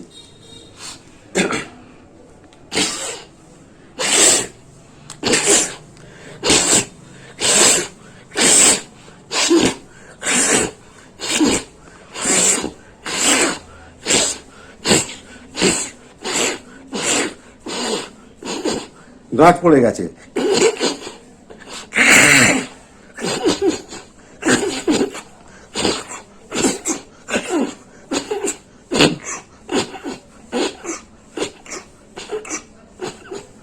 এখন সব পদ্ধতিতেই পাল্টে গেছে। এখন রেকর্ড কিনে নিয়ে আসছে বাজারে, রেকর্ড পাওয়া যায়, রেকর্ড কিনছে, রেকর্ড চালিয়ে দিচ্ছে, রেকর্ড নৃত্যনাট্য হয়ে যাচ্ছে। আর রূপকথার গল্পের তো নৃত্যনাট্য এখন হয় না বলতে গেলে, পুরোপুরি বন্ধ হয়ে গেছে, খুব রেয়ার হয়। আমার মনে আছে মধ্যমগ্রামে একটি সপ্পেছির আসর ছিল, নামটা এই মধ্যে নেই, সপ্পেছির আসর মোট কথা। তারা ঠাকুমা চুরি করছে, লক্ষণ শক্তিশালী করছে, 5 দিন ধরে নৃত্যনাট্যের আসর, প্যান্ডেল করে সেখানে 2 টাকা 4 টাকা করে টিকিট বিক্রি করে লোকে অনুষ্ঠান শুনতে আসছে। পাড়াপড়শি আসছে, প্রতিষ্ঠানের ছেলে মেয়েদের গার্জেনরাও আসছে। 7-এর দশকে সব 2 টাকার টিকিট। কিন্তু মনে আছে, হাসি পাবে এখন বললে, এই এতগুলো গোছা 2 টাকার নোট, সব টিকিট বিক্রির টাকা। তখন ধরো হায়েস্ট পেমেন্ট আমাকে দিত, যেহেতু আমার সবচেয়ে বেশি পরিশ্রম বলে। তখনকার দিনে 150 টাকা, তার মানে 75টা 2 টাকার 2 নোট, টাকার নোট। ওই বান্ডিল তখন আমি মনে করছি বড় বাবু বোধ হয়, হ্যাঁ ওই টাকাটা রাখবো, কোথায় রাখবো, এত গোছা 2 টাকার নোট। 7 টাকাও আছে, ময়লা টাকাও আছে, সব আছে তার মধ্যে। যাই হোক, সে খুলে তো আমার দেখি না, কোনোদিনই পেমেন্ট খুলে দেখি না, নিয়ে চলে এলাম। তা যাই হোক, এইগুলো, এই প্রোগ্রামগুলো মানে স্মরণীয় হয়ে থাকবে। নানা জায়গায় বাইরে, কলকাতার বাইরে, একটু শহরতলির বাইরে গিয়ে একচেটিয়া কাজ করে আসতাম।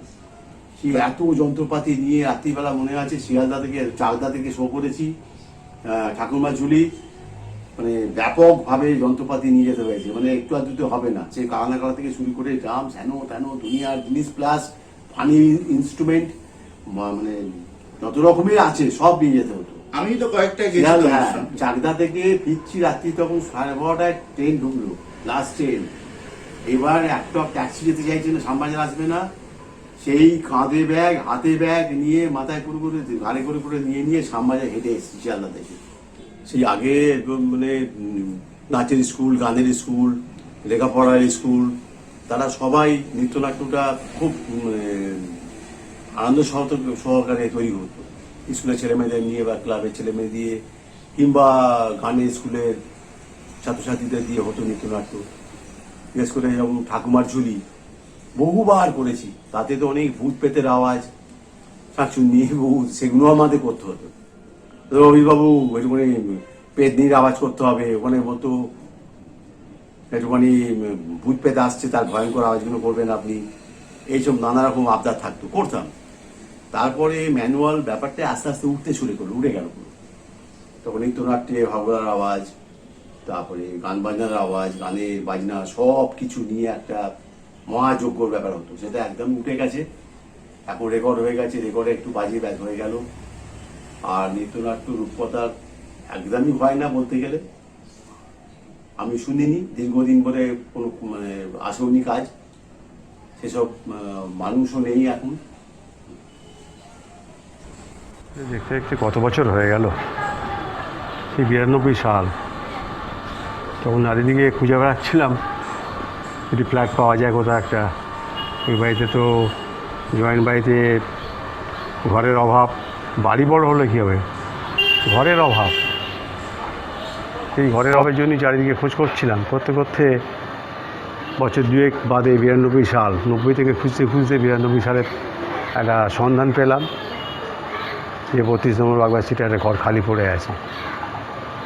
তখন জানতাম না যে এই ফ্ল্যাটেতেই ভবেশ কুণ্ডু থাকতেন, গুরুদক্ষিণা ছবির বিখ্যাত মানুষ।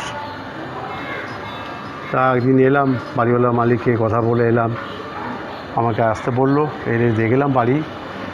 তা দেখেই আমার পছন্দ হয়ে গেল যে বাড়ির এত কাছাকাছি, আমার ওই পারে বাড়ি, এপারে আর এই পারে মানে 50 গজ দূরত্ব নয়। ব্যাস, আমি একদম সঙ্গে সঙ্গে রাজি হয়ে গেলাম।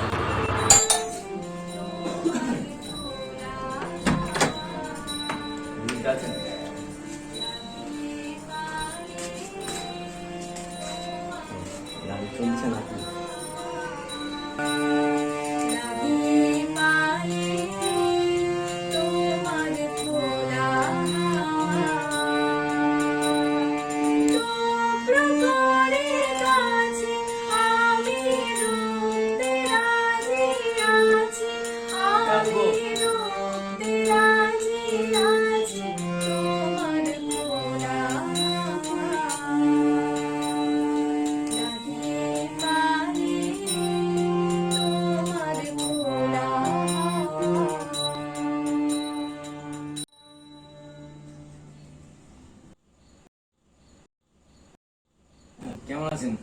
এই চলছে। দিন পর দেখা হলো। ব্যাস চলছে মোটামুটি। বলো, তুমি কেমন আছো? এই চলছে কাকু। খুব ভালো হচ্ছে গান, এটা একটা আধুনিক গান। হ্যাঁ, আচ্ছা, তাহলে ভালো ভালো নতুন বাজনাও শেখা যাবে কিছু অভিজ্ঞতার কাছ থেকে। নিশ্চয়ই। আজ মন চেয়েছে আমি হারিয়ে যাব, হারিয়ে যাব আমি তোমার সাথে। আজ মন চেয়েছে আমি হারিয়ে যাব, হারিয়ে যাব আমি তোমার সাথে। সেই অঙ্গীকারে রাখি পরিয়ে দিতে কিছু সময় রেখো তোমার হাতে। আজ মন চেয়েছে আমি হারিয়ে যাব, হারিয়ে যাব আমি তোমার সাথে। সেই অঙ্গীকারে রাখি পরিয়ে দিতে কিছু সময় রেখো তোমার হাতে। আজ মন চেয়েছে আমি হারিয়ে যাব, হারিয়ে যাব আমি তোমার সাথে। কিছু স্বপ্নে দেখা, কিছু গল্পে শোনা, কিছু কল্পনা জানি প্রাণে বোনা। কিছু স্বপ্নে দেখা, কিছু গল্পে শোনা, কিছু কল্পনা জানি প্রাণে বোনা। তার অনুরাগে রাঙা তোরে ছোঁয়ায় নাও ভুলি নয়ন পাতে। আজ মন চেয়েছে আমি হারিয়ে যাব, হারিয়ে যাব আমি তোমার সাথে। হারিয়ে যাব আমি তোমার সাথে, হারিয়ে যাব আমি তোমার সাথে, হারিয়ে যাব আমি তোমার সাথে। বাহ, দারুণ ভালো। অভিজিৎ দা, একটু কথা তো আধুনিক গান তো শুনলাম, বলছিলাম আপনার কাছে যে জিনিসটা দেখেছি আর কি বিভিন্ন ফাংশনে, বিভিন্ন স্টেজে, একটু ওই ঝাপতাল বা 14 মাত্রার যে বাজনাটা, ওইটা একটুখানি মন্দিরাতে দেখান। আপনার হ্যাঁ 10 মাত্রা হবে, হ্যাঁ, 10 মাত্রা। হ্যাঁ তবলার সাথে যখন যায় হ্যাঁ। একটা ভিডিও যেতে পারো হ্যাঁ বা পুরো যেতে পারো, হ্যাঁ। কটা মাত্রা সব বুঝিয়ে দিতে পারবে তুমি। হ্যাঁ।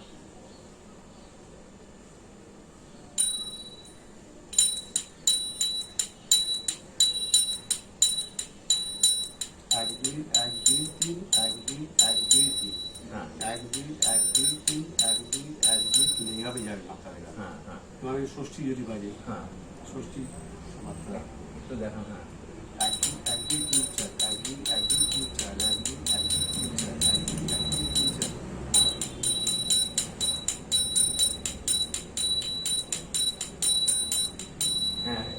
তালটা তো সবাই রাখে আমি যা দেখেছি, কিন্তু এই যে আপনার যে ফাঁকে যে জায়গাগুলো কায়দাগুলো এগুলো একটুখানি সেটা শেখা। বাজাতে বাজাতে হবে, এটা হ্যাঁ। একটু অভিজ্ঞতা বাড়বে, আচ্ছা আচ্ছা। তত ওইটা তখনই আপনাদের আয়ত্তে আসবে। না ওই জিনিসটা আপনার অত অসাধারণ। বাজালে অত আসবে না, আচ্ছা। তাহলে গন্ডগোল হয়ে যাবে। কিন্তু এইটা যত বাজাবে হুম তত আস্তে আস্তে আয়ত্ত হবে তালটা, তখন হুম, হুম। তখন কোনো ব্যাপারটাই মানে শক্ত লাগবে, তখন সহজ সহজ ব্যাপার হয়ে যাবে।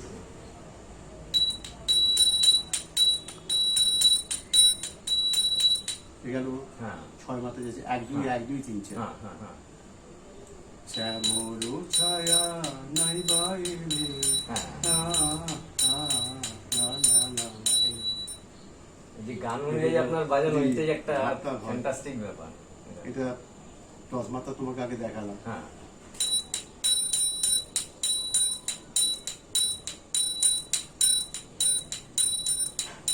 বাহ। এভাবে যাবে। এবার আমরা একটু অন্য ধরনের একটু বাজনাগুলো একটু দেখি, একটু শিখি ব্যাপারগুলো। হ্যাঁ, আমি তো সাসপেন্স শুনবে? হ্যাঁ সাসপেন্স একটা ওই যে নাটক ভয়েস ফাটকের যেগুলো হয় নাটকে লাগতো, background। আমরা তো নাটকে তখন বাজাতাম। হ্যাঁ হ্যাঁ হ্যাঁ। এখন তখন তো সিনথেসাইজার আসেনি বাজারে, না না না তো সব তো সিনথেসাইজার manually এখন সবই হয়ে যাচ্ছে, যা দিয়ে দিচ্ছে, ঘোড়া পরে টিপছে, হ্যাঁ। বাজিয়ে যাচ্ছে। হুম। তখনকার দিনে এসব হতো না, না তখন তো আমার ভয়ের সিন আমাদের সেইভাবে তৈরি করতে হবে। হ্যাঁ ধরো সাজ যাচ্ছে, হ্যাঁ।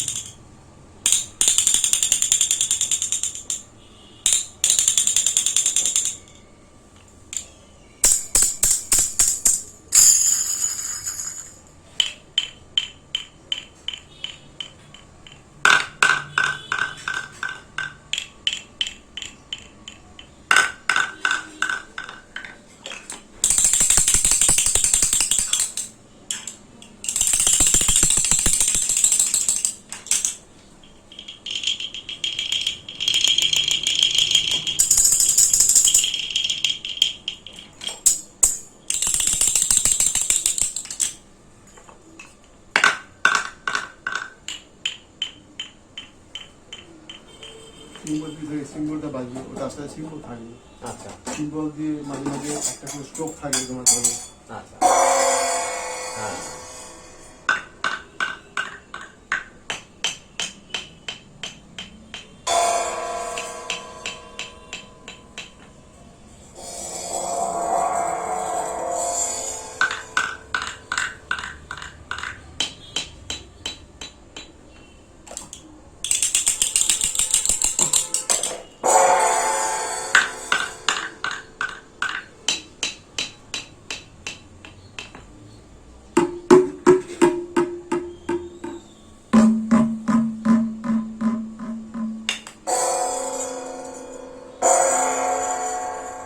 পুরো সিনেমার মতন মনে হচ্ছে, সিনেমার ব্যাকগ্রাউন্ড যেরকম আমরা শুনি। যেখানে যেরকম লাগানো যায়।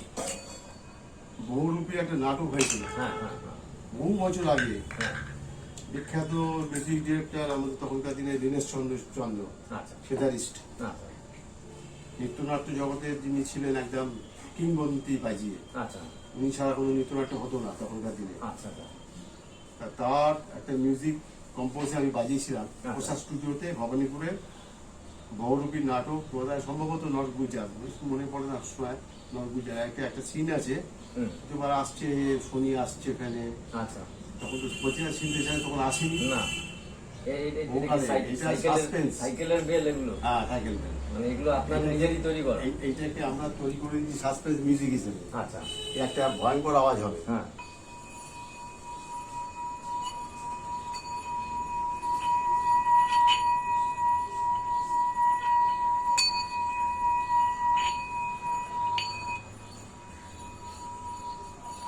ভেঙে যাবে, একটা 8 স্কেল এটা। হুম হুম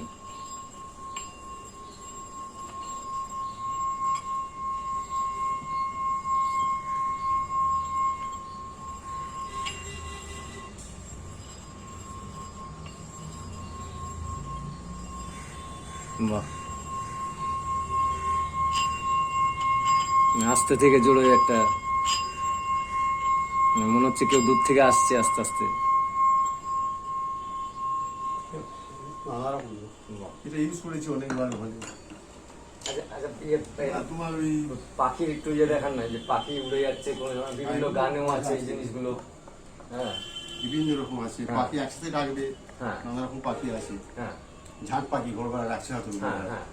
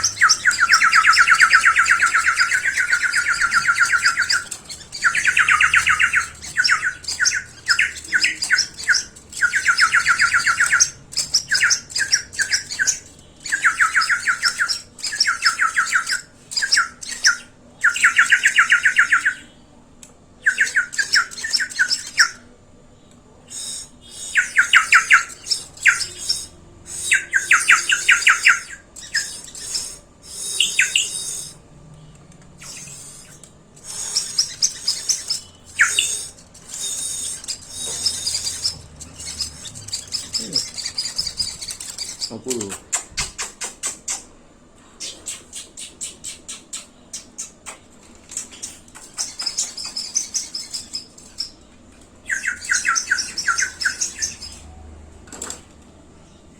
একটা পাখি এরকম উড়ে যাচ্ছে, একটা এরকম কিছু।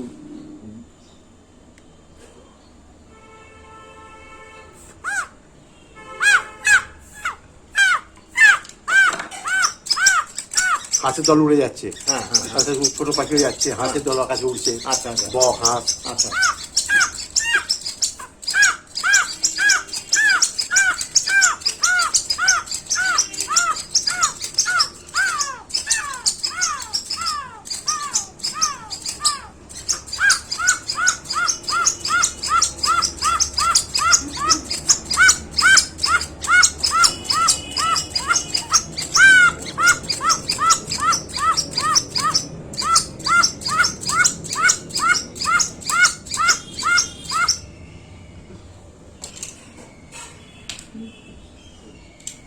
সাসপেন্সের মিউজিক এরকম আছে, আর অন্য কিছু একটুখানি।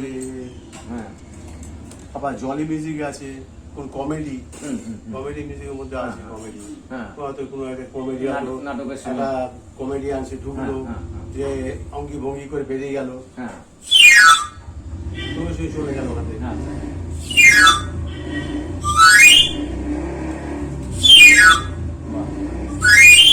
এগুলো কিছু না, এগুলো কালেকশনের মধ্যে নির্ভর করে, যার কাছে যত কালেকশন থাকবে সে তত। লেবার অফ মেশিনারি বলে একটা নিত্য একটা ব্যাপার ছিল উদাহরণ করে, আচ্ছা আচ্ছা। তাদের মানুষ মেশিন হয়ে আছে, হুম। কিভাবে মানে একটা কারখানার মেশিন চলছে, হ্যাঁ সেইটা দেখাতো তখন ওই পুরো মানে নাচের কোরিওগ্রাফিতে। আচ্ছা তখন নানা রকম ইউজ করতাম আমরা। হুম। শান্তি বসাইতে করতে, শান্তি বোস মিউজিক ডিরেক্টর, এই ড্যান্স ডিরেক্টর, হুম ওনার আমলে ওনার সঙ্গে বহু কাজ করেছি আমি প্রায় আচ্ছা। 50 বছর ধরে। আচ্ছা তা ওনার লেবার অফ মেশিনারি তখনকার দিনে বিখ্যাত ছিল।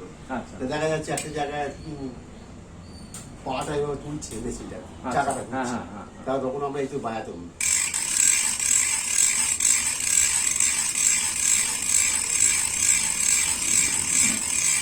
বিভিন্ন রকম ভাবে আওয়াজ, তারপর অনেক কিছু থাকবে, নানা রকম ভাবে তার সেখানে বাজিয়েছি। এটা জাস্ট একটা দেখালাম, অনেক কিছু বাজি তার সাথে। এটা কি মার্কেটে পাওয়া যাবে না? এটা আপনার নিজে আগে কালেকশন করছে, আগে 50 বছর আগে কালেকশন। আচ্ছা আচ্ছা আচ্ছা। 50 বছর এটা এখন হয়ে কিন্তু গেছে। এখন আগে দেখতে থাকতে পারে, পাচ্ছি না, এখন দেখা যায় না। আমি শুনেছি, পরে গিয়ে পাইনি। হুম হুম হুম। তো বহু রেকর্ডিং ইউজ করেছি, বাহ। ও সাসপেন্স ইউজ করেছি। হ্যাঁ হ্যাঁ হ্যাঁ। এখন তো এগুলো দেখতেও পাই না, সেসব আসেও না, হুম। নানা রকম। তারপরে এই যে এটা শিশু কাঠ দিয়ে তৈরি, শিশু কাঠ। আচ্ছা। এখন এসব তৈরিও হয় না, এগুলো বাজারে হ্যাঁ, আসেও না খুব না, একটা। না।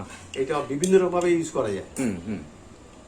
এটা ধরো একটা পাখি উড়ে যাচ্ছে ডানা মেরে, হ্যাঁ, হ্যাঁ, হ্যাঁ। আমি ডকুমেন্টারি ছবিতে ইউজ করেছিলাম। আচ্ছা একটা পায়রা ঝাঁক উড়ে গেল, আচ্ছা। এক ঝাঁক, হ্যাঁ হ্যাঁ হ্যাঁ হ্যাঁ। কখনো বই দিয়ে করেছি, আচ্ছা আচ্ছা বই দিয়ে করেছি, আচ্ছা। বাংলার আওয়াজ বইয়ের- আওয়াজ একসাথে বাহ। এইরকম নানা রকম ব্যাপার আছে। এগুলো এটা আছে বিভিন্ন রকমের বাজনা, তো অসংখ্য কালেকশন। সব যন্ত্রপাতি জানি না, এখন আর দেশে ইউজ হয় না, এখন তো সিনথেসাইজার থেকেই পাওয়া যায়। হ্যাঁ কোনো কোকিলের ডাকও করেছি কখনো। বাহ।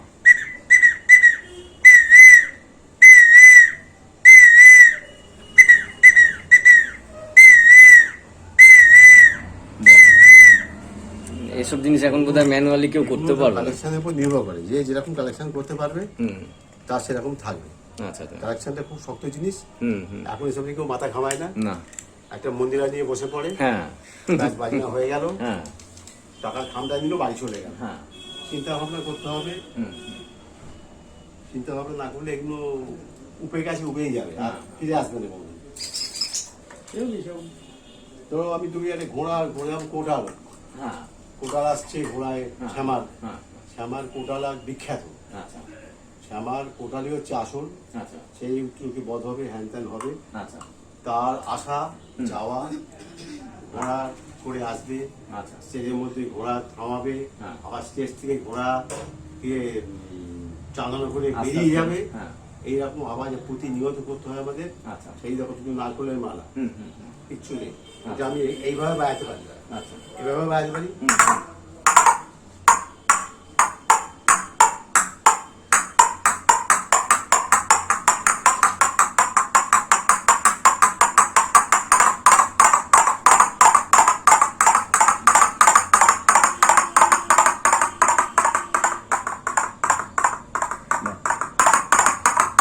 এই যে এখন হ্যাঁ, হ্যাঁ। তখনকার দিনে আলিবাবা যখনই হতো, হ্যাঁ, হ্যাঁ। আমাদের ডাক পড়তো আলিবাবা বাজাবার জন্য, ঘোড়া তো মাস্ট। হ্যাঁ একদম। 40 যখন আসছে আলিবাবার সাথে, ঘোড়া ছুটি আসছে, হুম।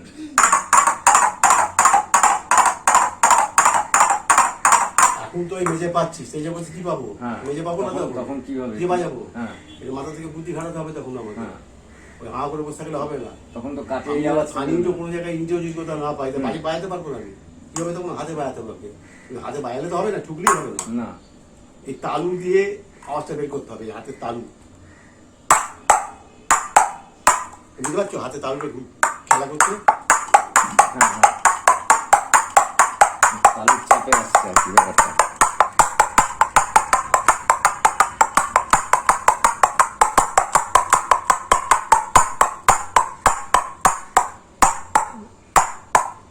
একটু ঘোড়া দাঁড়ালো, মানে দেখে সহজ মনে হলো, ব্যাপারটা করা সহজ নয়, যথেষ্ট বলুন না, অভ্যাস সেটাতে করা। যখন মেজে পাবে না, কাঠের মধ্যে আওয়াজ হবে না, হুম হুম হুম। তখন আমাকে মাথা খাটিয়ে এটা করতে হবে। আচ্ছা। আর হাতের তালু হচ্ছে আসল, আচ্ছা। এটা শুধু ঠুকলে হবে, হবে না, হচ্ছে না। হচ্ছে না। হচ্ছে না তো, না। এবার কি হচ্ছে দেখো, হুম হুম, হ্যাঁ হ্যাঁ, একদম পরিষ্কার। এই হাতের তালু, হুম, চেপে দিচ্ছেন পুরো। হ্যাঁ। বাহ।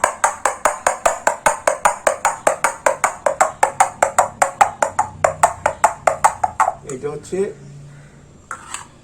হাতের তালুর উপর থেকে বেরোবে। বাহ।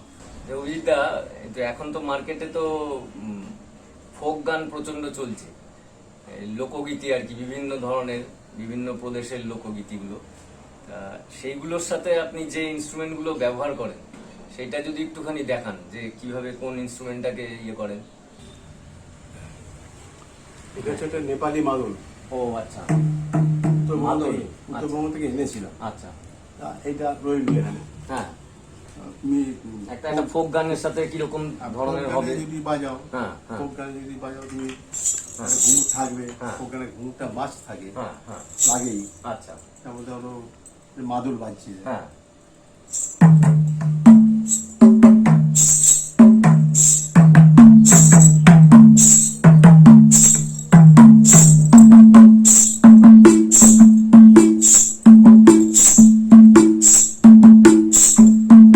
বিহু গান হয়, হ্যাঁ, বিহু আসামের গানে আসামের বিহু গান। কাঠ মাস্টার, হ্যাঁ। বিহু গানে কাঠটা বাজে, আচ্ছা আচ্ছা। বিহু যে গানগুলো আছে, হ্যাঁ হ্যাঁ হ্যাঁ, বিহু গানে সবসময় কাঠ লাগে, আচ্ছা। আর এই কাঠের সাথে আবার মাঝে মাঝে এটাও বাজতে পারে। হ্যাঁ। এটা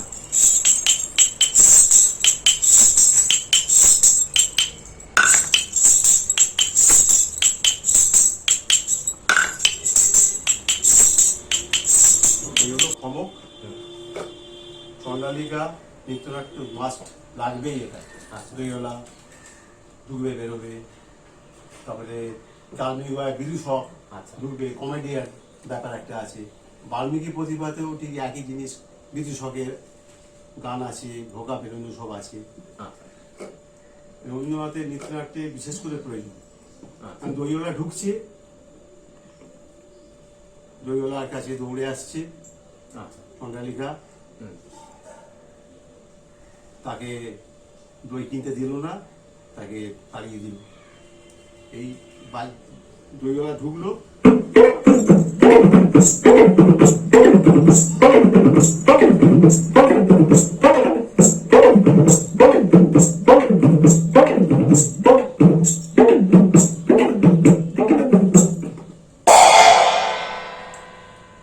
এই হলো, কিনতে দিল না চন্দ্রালিকাকে, দই স্পর্শ করতে দিল না। সবাই মিলে বলো ছি ছো ছো ছো, চন্দ্রালিকা জি।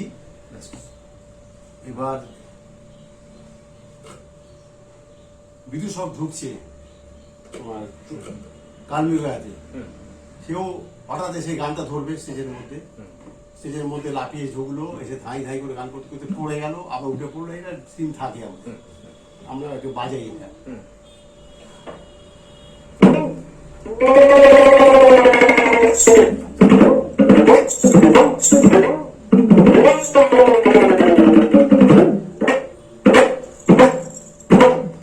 এখানে গান শুরু হয় অলরেডি, আচ্ছা বিদূষকের গান শুরু হয়। হুম, হুম, এতেও তাই, আচ্ছা বাল্মীকি প্রতিমাতেও তাই, কিন্তু সব ঢোকে, তার গান টান সব কিছু হলো, তাকেও এইভাবে ঢোকাতে হয়, তাকে সেই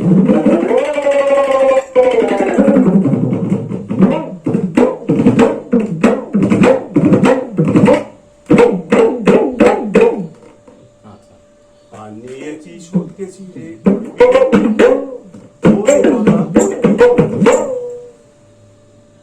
এই গানের সাথে বাজে। এছাড়া আমাদের লোকসঙ্গীতে এটা মাস্ট, বাউল গানে মাস্ট, এগুলো লাগে। বিভিন্ন রকম গান করবে, বিভিন্ন রকম তালে, বিভিন্ন রকম তালে বাজবে। এটা গেল একটা তাল। এবার ধরো দাদরার মধ্যে কোনো গান আছে,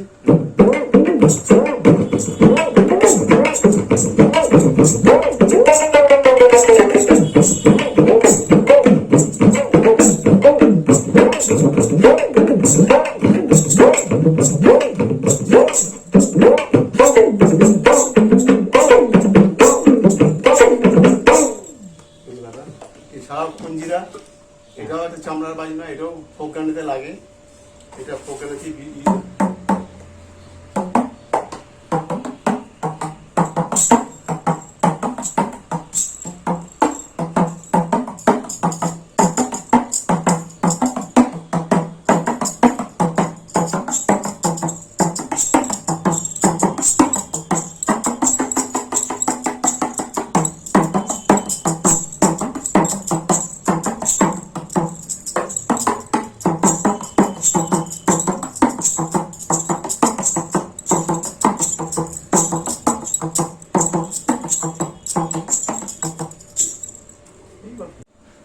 আচ্ছা অভিজিৎদা, এই বাজানোর সময় তো আমাদের হাত বা পায়ের বিভিন্ন রকম ব্যবহার হয় এক একটা অনুষ্ঠানে, বিভিন্ন যন্ত্রাংশ বাজাতে গিয়ে। তখন কি কোনো আঘাত বা দুর্ঘটনা কিছু ঘটেছে বা এই জাতীয় কিছু আপনার কোনো অভিজ্ঞতা হয়েছে? এরকম তো অনেক হয়েই থাকে। রক্তপাত হয় না এরকম তো হয় না, রক্তপাত ঘটবেই। আর সঙ্গীতের সাথে যেন রক্তপাতের একটা যেন মানে অঙ্গাঙ্গিভাবে জুড়ে আছে আমার জীবনের মধ্যে। ইনস্ট্রুমেন্ট তৈরি করতে গিয়েও রক্তপাত হয়েছে, কিংবা বসে বাজাচ্ছি স্টেজের মধ্যে কোথাও হয়তো খোঁচা লেগে গেল। এই একটা ফ্রেন্ডকে কত 2-3 দিন আগে ঘটনা, হঠাৎ দেখলাম কেটে রক্ত পড়ছে স্টেজের মধ্যে বাজাতে বাজাতে। আপনি তো শব্দ খুঁজে বেড়ান, অনেক শব্দ সৃষ্টিও করেন, আমি জানি সেগুলো ভালোভাবেই। আমাদের দৈনন্দিন জীবনে যে সমস্ত জিনিসপত্র আছে সেইখান থেকেও আপনি অনেক কিছু করেছেন আমি জানি। তো সেই জাতীয় জিনিসগুলো একটুখানি দেখান আমাদের, যে দৈনন্দিন জীবনের যে সমস্ত ব্যবহারের যে জিনিসপত্রগুলো আছে সেইখান থেকেও যে একটা, আমরা তো জানি ওইসব দিয়ে কোনো শব্দ হয় না, আর সুরের মধ্যেও আসবে না। তাই সুরেলা যে কিছু করা যেতে পারে আজকের দৈনন্দিন জীবনে আমরা যেগুলো ব্যবহার করছি সেগুলোর মধ্যে থেকে, সেরকম কিছু কিছু জিনিস একটুখানি দেখান, আচ্ছা সেগুলো একটু শিখি, দেখান না। এই যেমন ধরো একটা টালি তরঙ্গ করেছিলাম, টালি তরঙ্গ। না, টালি তরঙ্গ মানে তোমার জানো বাড়ির ছাদের ছাউনি, বাংলার ছাউনি, অনেক কিছুই হয় ছাউনি দিয়ে। আচ্ছা তো সেই ছাউনি থেকে যে সুর বেরোবে, এটা আমিও তো বুঝতে পারিনি কোনোদিন, আমার অভিজ্ঞতায় তৈরি করেছে। এগুলো টালির পিস থেকে কেটে তৈরি করা, টালির পিস তাকে তৈরি করেছি কেটে কেটে কেটে কেটে। এই যে টালির পিস থেকে তৈরি করা, এ কাটলেন কিভাবে এটা? সব করার দিয়ে কাটা, আচ্ছা আচ্ছা করার দিয়ে কেটে রং করা হয়েছিল, একটু পাতলা রং দিয়ে দেওয়া হয়েছিল আচ্ছা যাতে এর ক্ষয়টা বেশি না হয়। আচ্ছা সব টালি এগুলো, আচ্ছা ভাঙা টালি, আস্ত টালি, এগুলো সব সংগ্রহ করেছি। আচ্ছা সংগ্রহ করে করে এগুলোকে নিয়ে এসেছিলাম, নিয়ে এসে সেইগুলোকে আমরা সুরে চেষ্টা করি, সুরে করবার। এই দূরদর্শনের একটা ইন্টারভিউ ছিল, ওরা নিয়ে গেছিল, এইটা দিয়ে শুরু করেছিলাম আমি। বিভিন্ন রকমের যন্ত্রপাতি এতে ইউজ হয়। এইটা কিন্তু দুষ্প্রাপ্য জিনিস, কোথাও নেই, কেউ জানেও না। এটা আমার নিজস্ব তৈরি, অনেক ভেঙে গেছে রিট, আচ্ছা ক্যারি করে করে নিয়ে যেতে তার সাথে এসে নিয়ে গেছি বহুবার, তার সাথে এসে বাজিয়েছি। তাই কিন্তু হলে কি হবে, একটু মাটির জিনিস তো, যত্নে না নিয়ে গেলে ভেঙে যাবে, খুব প্রবলেম। তার জন্য কিছু কিছু রিট ভেঙেও গেছে, এই অবশিষ্ট একটু আছে। তাতে তুমি বললে বলেই প্রশ্ন হলো, দেখালাম আমি।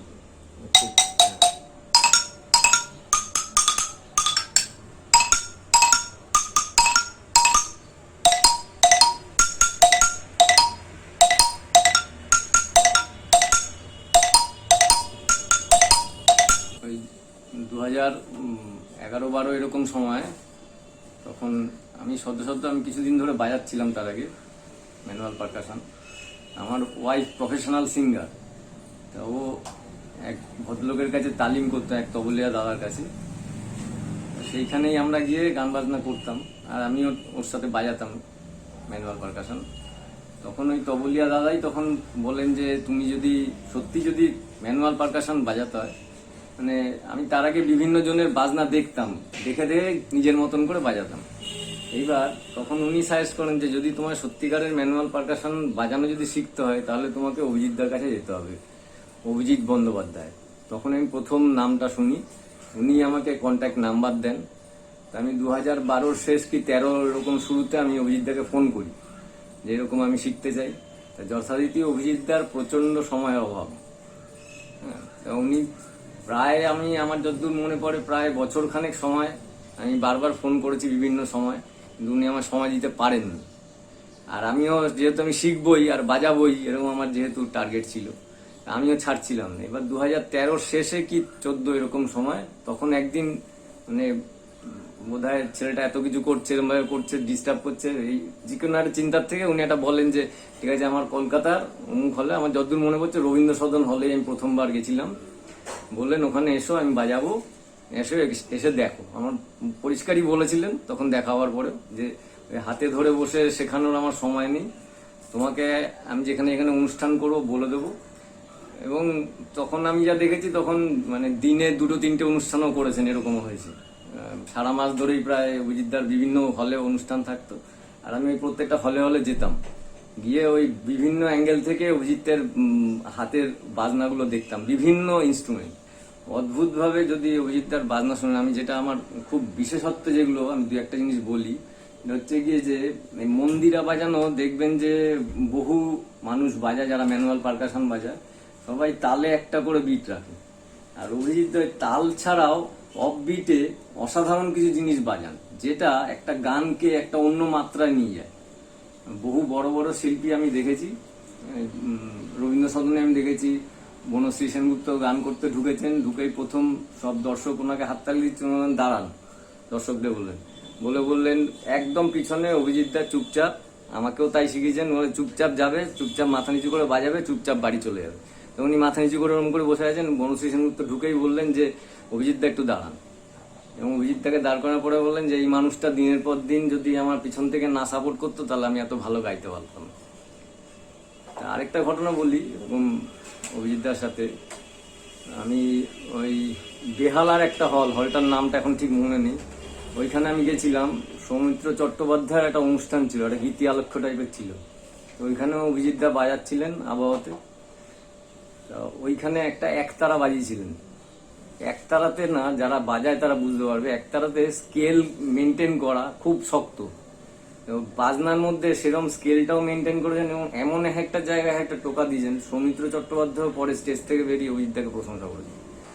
একটা অন্য দিকের কথা একটুখানি অভিজিৎদার ব্যাপারটা বলি, সেটা হচ্ছে গিয়ে যে ওই ফাইন্যান্সিয়াল ব্যাপারগুলো আজকের যুগে যেটা হয়ে গেছে এখন, বিভিন্ন যন্ত্রপাতি এসে যাওয়াতে, অক্টোপাইড সিনথেসাইজারের থেকে বিভিন্ন ধরনের শব্দ, তো অভিজিৎদার বাজনা শুনলে বোঝা যায় যে ওই সব কিছু লাগতো না, উনি নিজেই একাই 100 সেইভাবেই উনি বাজান। দুর্ভাগ্যবশত কি হয়েছে এখনকার মার্কেটে, যে ওই ঠিক ম্যানুয়াল পারকাশন প্লেয়ারকে সঠিক সম্মানটা এখন মার্কেটে দেয় না, এবং ফলাফল হিসাবে সেইভাবে আর্থিকভাবেও সহযোগিতা কেউ করে না। এইবার এরকম অনেক ঘটনা আছে, অনেক তবলিয়া দাদা বা অনেক বিভিন্ন ইনস্ট্রুমেন্ট বাজিয়ে তারা যেভাবে সঠিক সম্মানটা প্রদর্শন করা উচিত ছিল সেইভাবে অনেক সময় অনেক জায়গাতে আমি দেখেছি সেভাবে করেন না। এবং ফাইন্যান্সিয়ালিও বিভিন্ন রকম, আমার ব্যক্তিগত অভিজ্ঞতা আমি দেখেছি যে ওই তারা একটা পেমেন্ট পেলো, সেখান থেকে একটা পেমেন্ট কার্টেলমেন্ট করে তারপরে পেমেন্ট করে। এবার অভিজিৎদার ব্যাপারে কিরম বলি, যে আমার হয়তো অভিজিৎদার মাধ্যম দিয়ে আমি একটা প্রোগ্রাম পেয়েছি, প্রথমে এই পয়েন্টটা বলবো। এবার সেইখানে আমি বাজাতে গেছি, বাজাতে যাওয়ার পরে আমার একটা পেমেন্ট দিয়েছে। এবার আমি খামটাকে ইনট্যাক্ট রাখি, আমি খাম খুলি না, খুলে একদিন দুদিন পরে অভিজিৎদার সাথে যখন দেখা হয় আমি অভিজিৎদাকে বলি এইটা আমি পেয়েছি। অদ্ভুত ব্যাপার হয়েছে আমার জীবনে, মানে বলতে গিয়ে কাটা দিচ্ছে, সেটা হচ্ছে গিয়ে উনি সঙ্গে সঙ্গে বলেছেন যে ওইটা তুমি বাজিয়েছো, তুমি পরিশ্রম করেছো, ওটা তোমার পারিশ্রমিক 100% তুমিই রাখবে। অথচ অন্য অনেক দাদার সাথে আমার এটা ব্যক্তিগত অভিজ্ঞতা আছে যে তারা ওই খাম খুলেই সেখান থেকে একটা পার্সেন্টেজ কেটে নিয়ে তারপরে আমাদের পেমেন্ট করে। অভিজিৎ তার মতন সৎ এবং নির্ভীক মানুষ, উনি যা যা গাইডলাইন, মানে শুধু বাজনা না, জীবনের পথেও যেসব গাইডলাইনগুলো দেন সেগুলো ভীষণভাবে আমাদের প্রয়োজনীয় এবং আমাদের পাথেয়, আমাদের চলার পথে পাথেয়।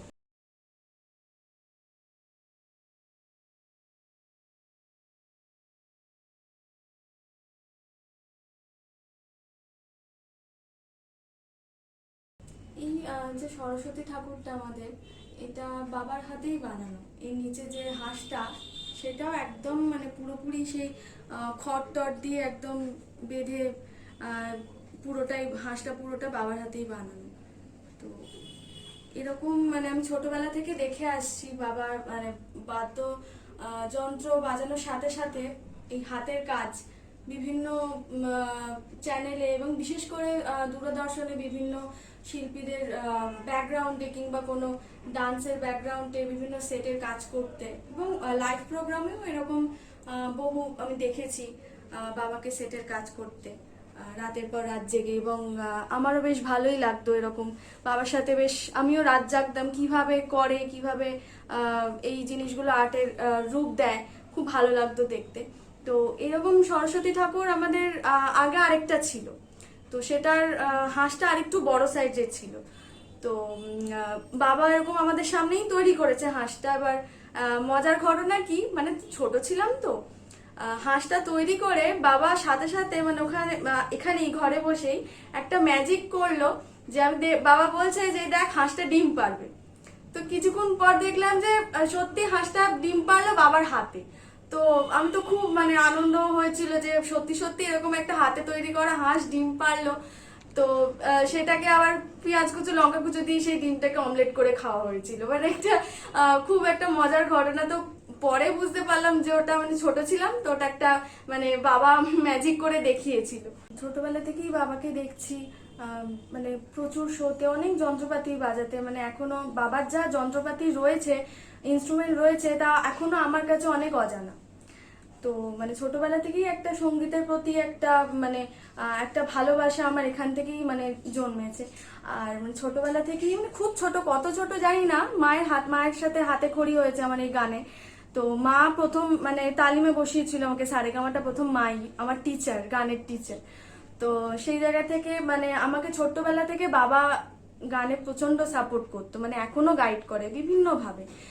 যখন মানে প্রতিদিন যখন রেয়াজে বসি, বাবার এত মানে ব্যস্ততা সত্ত্বেও বাবা ঠিক আমি কি গাইছি না গাইছি, কতটা আমার মানে হচ্ছে বা কোথায় গন্ডগোল হচ্ছে, কোথাও সুরে গন্ডগোল হলে বা কোথাও আমার উচ্চারণে সমস্যা হলে কিন্তু বাবা সাথে সাথে এসে আমাকে মানে গাইড করে যে এই জায়গাটা কিন্তু হচ্ছে না, এই জায়গাটা ঠিক কর। এবং এরকমও হয়েছে অনেক প্রোগ্রামে বাবার সাথে প্রোগ্রাম করেছি, তো সেখানে এরকম হয়েছে মানে প্রোগ্রাম করে চলে এসেছি, তখন কিছু বলেনি সেই সময়। পরে এসে বাবা বলছে যে তোর কিন্তু এখানে যে তুই যে জায়গাটা গ্যাপ দিলি মিউজিকের, সেখানটা কিন্তু ঠিক হলো না, তুই আরেকবার ভালো করে দেখবি, এই জায়গাটা কিন্তু ঠিক হলো না। তারপরে এরকমও হয়েছে যে প্রফেশনালি যখন মানে গাইছি আমি বুঝতে পারিনি, আমারই ফল্ট ছিল, তো বাবা আমাকে পরে বুঝিয়ে দিয়েছিল যে তোর কিন্তু মানে গলাটা আপ ডাউন করছে, তুই কি সেটা বুঝতে পারিসনি? তখন আমি বাবাকে বলেছিলাম না আমি ঠিক করে শুনতে পাচ্ছিলাম না। বলছে এগুলো এটা হচ্ছে তোর সামনে যে মনিটরটা থাকবে সেটা তো তোকেই দেখতে হবে, এগুলো তোকেই খেয়াল করতে হবে যে তুই ঠিক করে শুনতে পাচ্ছিস কিনা, সাথে সাথে কিন্তু তোকে সাউন্ড ম্যানকে বলতে হবে, নাহলে কিন্তু তোর প্রোগ্রামটাই খারাপ হবে। এইরকম ভাবে বিভিন্নভাবে প্রফেশনালি বাড়িতে বিভিন্নভাবে আমাকে মানে বাবা গাইড করে। ঠিক যে সময় আমরা গান বাজনা জগতে এসেছিলাম সেটা হচ্ছে স্বর্ণযুগের একদম মধ্য গগন।